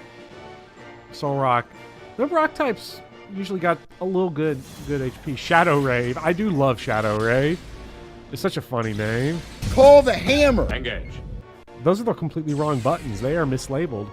I'll have to go back and, that one was called Maniac, and it didn't do that. That guy's a maniac. Kingdom Hearts 1 has some butt cheeks boss fights. The one in Alice in Wonderland is awful. I wasn't even playing it. I was watching my girlfriend play, and she was like, I'm so nostalgic for this. I love all of the Kingdom Hearts characters, like Sephiroth and, you know, the other ones. And I'm like looking at the game. Fuck! Ass! Like, you're going full angry video game nerd. It was pretty great. Okay, get Soul Rock out of here. Cast form is tiny. And now we're about to pop him. Boop. Make him go. Boop.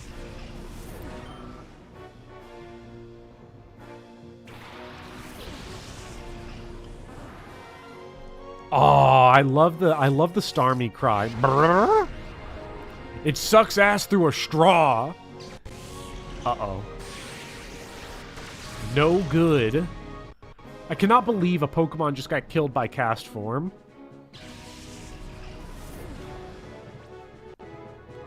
Yeah, if there's one thing that Dark Souls, like From Software, I'm trying to think if it was standardized before this. I don't want to give every credit for everything to like From Software, but I feel like From Software, Devil May Cry definitely did this. But I feel like with the success of Dark Souls, it became industry standard. Show the fucking HP bars of the bosses, please.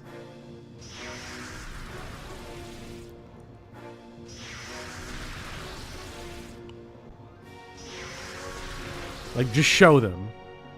I don't want to have to, like, guess and wait. Like, it also gives me more opportunity to fuck up and be bad at the game, you know?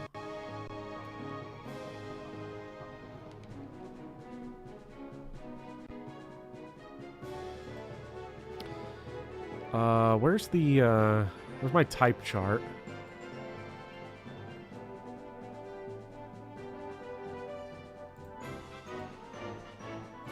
Ghost is 2 times effective on Psychic. Hell yeah, let's go. Punch this guy in the face, please.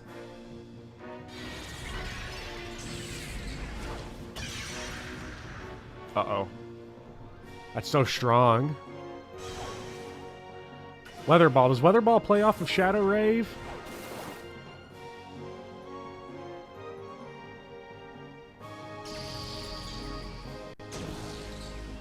Ooh.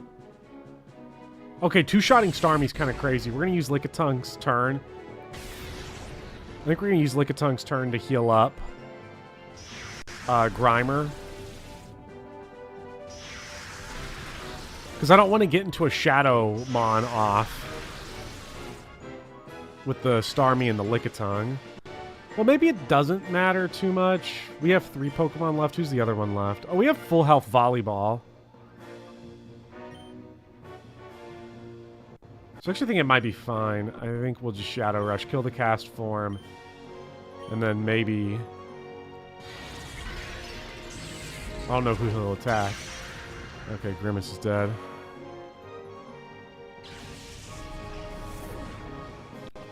What's up, Hilgigus09? Hilgigus is the worst enemy in Final Fantasy II. I hated the Hilgiguses in Final Fantasy II.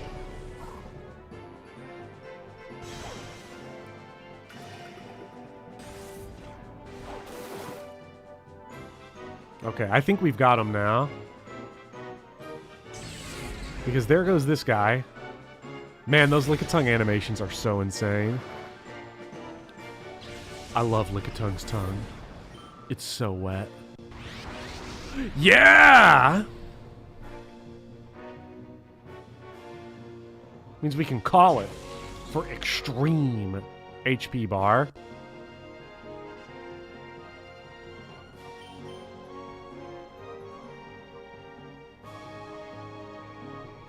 Isn't Lickitung called Schlorp in German or something?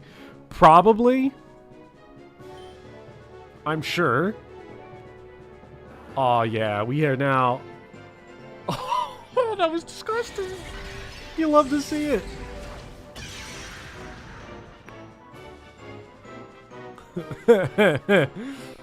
Schlorp. Oh man. If he kills someone, I'm gonna revive Perp 6. But right now, he's just attacking Lickitung, so I think we should actually just be fine.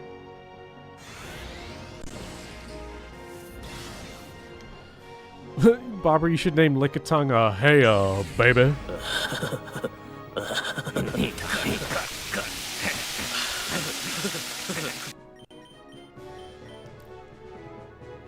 You might need the revive later. It's a good point, Lord Pent.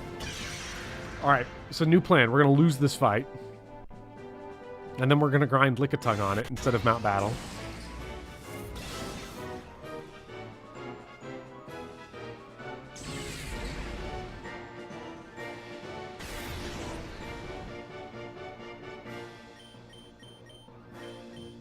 We should get him now. Well, no, we didn't attack Lickitung. Fuck.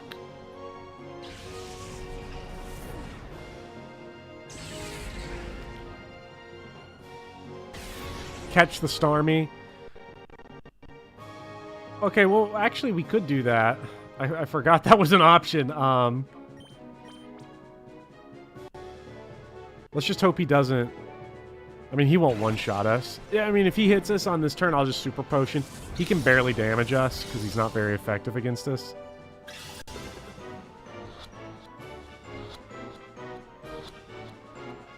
Yes! Admin beated. Alright, buddy. Now we're done beating you off. Now we're gonna go beat them off.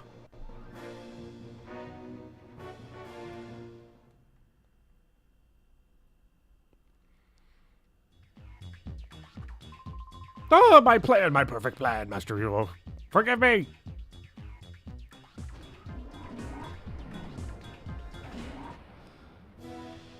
Oh, we get a little shortcut? I assume, is this the shortcut? Snattle.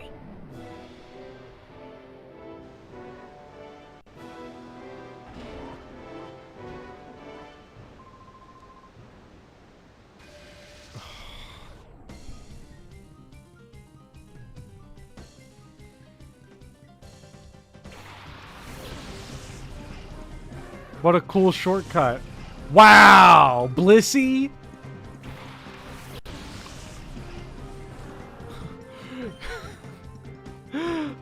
Okay.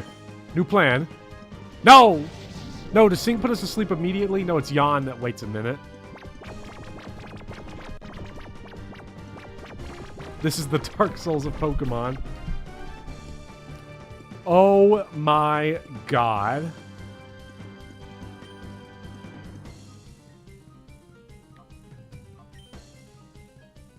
Yep. Oh my god, this guy's team is crazy. Oh, this dude's so toxic.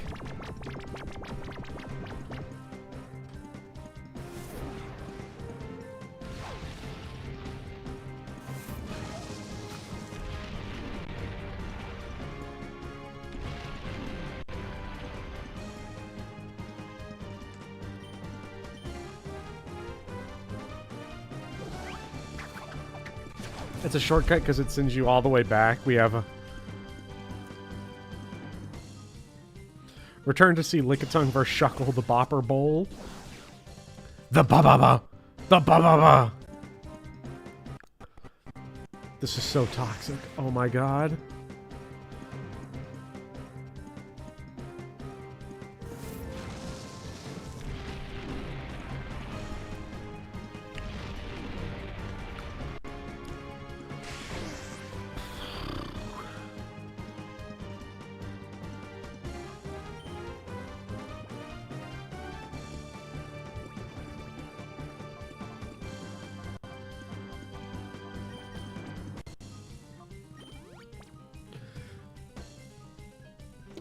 Here's what I'm thinking.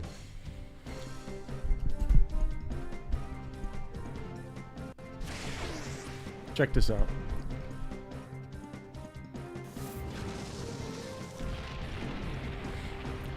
I can stall too, you fucking lunatics. Because if they're going to keep dropping Sandstorm, Sandstorm's just free damage on Blissey. We got to think about it like that. Think about all the EXP that's going to get directly funneled into Lickitung. Oh my god, no, the Blissey outspeeds us. This is so bad.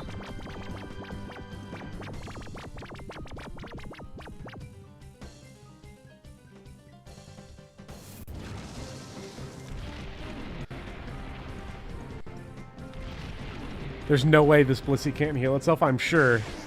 Sure it does. Blissey has the best EXP yield in the series, and it's all going to go on Lickitung. Because here's the problem, though. If Call removes sleep, then just gonna sing us again, right? Because Shuckle's not gonna be able to put Toxic on us.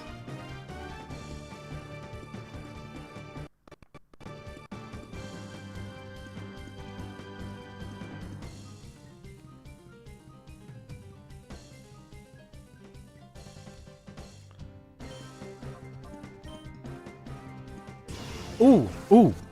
Okay.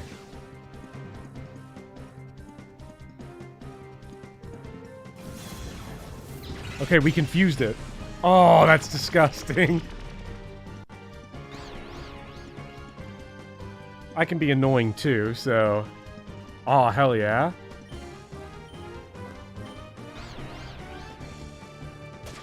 Yes! Okay. Oh, and it can't heal itself. Cool. Come on, Lickitung. If Lickitung can do this, this will be so crazy. Because if Lickitung can just pop off this Blissey, that's actually crazy. I just want to know what the third Pokemon is that this dude's going to break out. Yes! Unreal! Unreal! But it's a Steelix. That'd be so funny. Next mon's gonna be Shedinja. Well, Shedinja would be... Oh, no. What? No, Shedinja, if it's a regular Shedinja, we'd kill it because we deal super effective with Shadow Rush. Come on. Yes! Oh, my God. Oh, my God. Oh, and we critted. We just always for pleasured him, too. That's rough, buddy. Oh, God.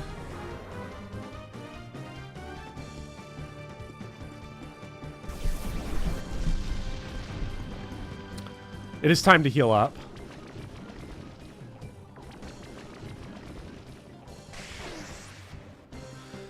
Okay, I wonder what this wheezing has, though.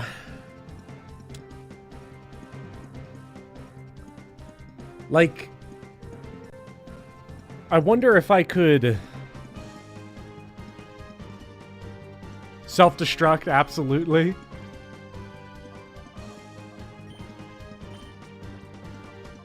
Okay, so if I revive Louis, does he have to come out? Or does he wait till the next turn after the explosion?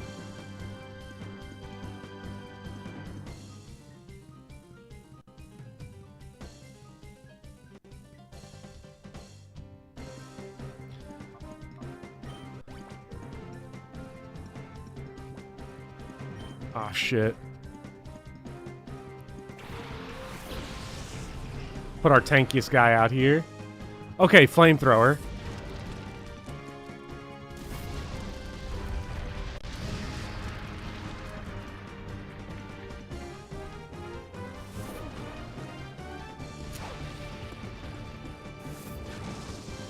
So it'd probably be good for us to try to heal up both of these Pokemon and then revive a third one so that explosion doesn't kill us.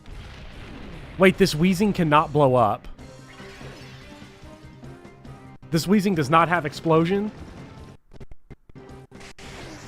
Oh my god, Lickitung just got wrapped, sandstormed, and toxic. That's tragic.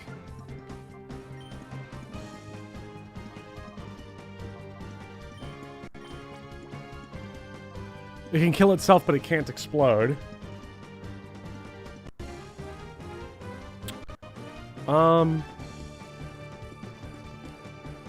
do we want out then? Louis or Spock? Because maybe Louis, because Louis will one-shot the Shuckle.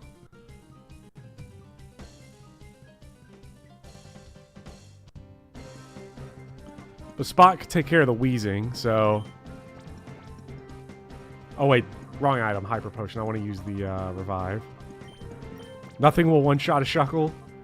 I mean, Louis pretty strong. He'd probably need, like, Sunny Day and stuff, but Shuckle is not... I thought Shuckle was 4 times weak to fire. No, he's not Grass Bug. He's, like, Rock Grass or something. He's Bug Rock. Okay.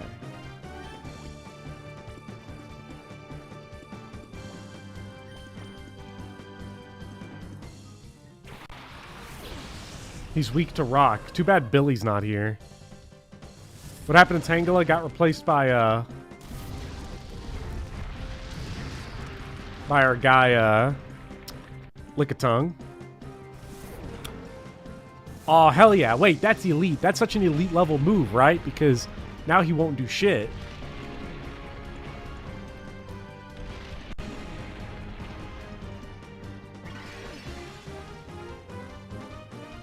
Okay, Grime Game, Leftovers. Hit Wheezing with the Psychic, and then I think we'll Hyper Potion up Spock. Well, actually, he's got less than 60. How much does a... We'll just Super Potion him. He's probably the fastest person here, so... Everyone on this field got outsped by Totem Pole. That's so sad. Oh, Spock! Okay, so if he's Rock Bug, he'd be weak to what? Water... fighting. Well, probably not fighting. I think fighting is bug resist fighting, I think. Yeah, bug resist fighting. Water would be like our big one.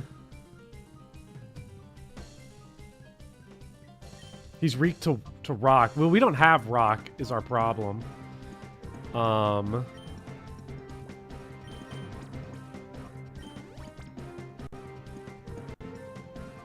If I revive Lickitung, I wonder if... Does he still get the EXP from the Shuckle?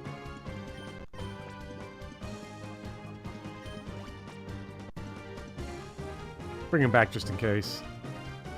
But it failed. I hate killing a Shuckle.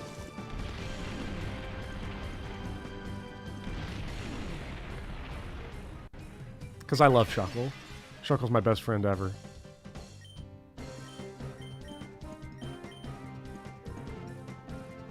Because I think, what, Shuckle has, like, maximum defense on both stats. And then he has, like, no attack and no speed. Yes! Okay, he's poisoned.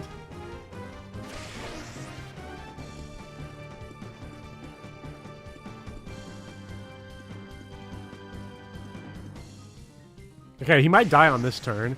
Because Nightshade, as Egg Lemon Soup pointed out, Nightshade should cook this guy right up for dinner.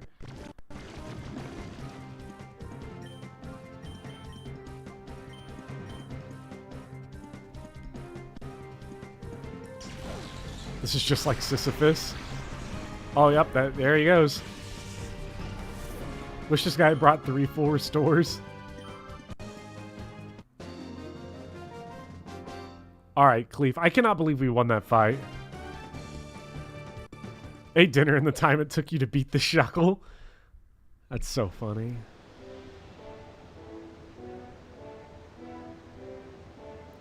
Alright. Shortcut! Big time shortcut. So I think what we'll do then is I will heal up.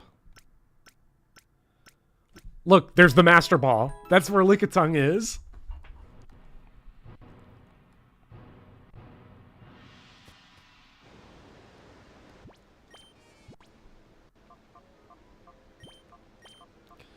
He deserved it after what he just did. Let's, God, he is building this heart gauge down. Not at all. We might need to go Mount Battle him to start getting some good moves on him.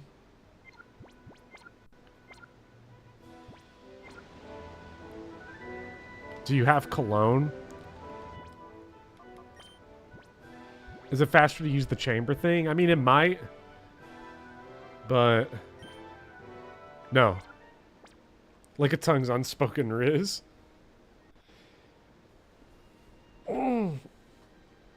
Okay. Well, I believe you convert money into heart gauge. Maybe I will go do that then. Because you can buy them in what? Like the city? That old town? Where they have like that chamber. But anyways, with that, I'm going to bow out. Today, we will finish this game next week. Now that it is officially school, and school is back in session tomorrow. I need to get some good sleep. It also means we will have to wait a week to beat XD, unfortunately. But then after XD is done, that means we get to go back to Xenoblade Chronicles 3. And I'm so excited for that. All right. Thank you, everyone. Thank you, Ath and Eric and Hill Gygus and G-Mark and Luigi of the Gods and Lord Pent. Some guy. Blueberries. Anita. Becklin, Gregster Quart, Nin, Egg Lemon Soup, Jules, Scuba Luge. Don't like the sound of that, but I'm going to stick with it. Thank you all so much, Luigi the Gods, for coming for some Pokemon. Hope to see you guys next week. And hopefully we'll see you guys, if I survive this week, which I should. I hate the first week of school. I'll teach any week of school. But the first week. I fucking hate the first week. It's fucking ass. But anyways, see you guys next time. Goodbye. And Gels. Thank you, Gels. Want to get everybody, because I'm, like, still here. Salute.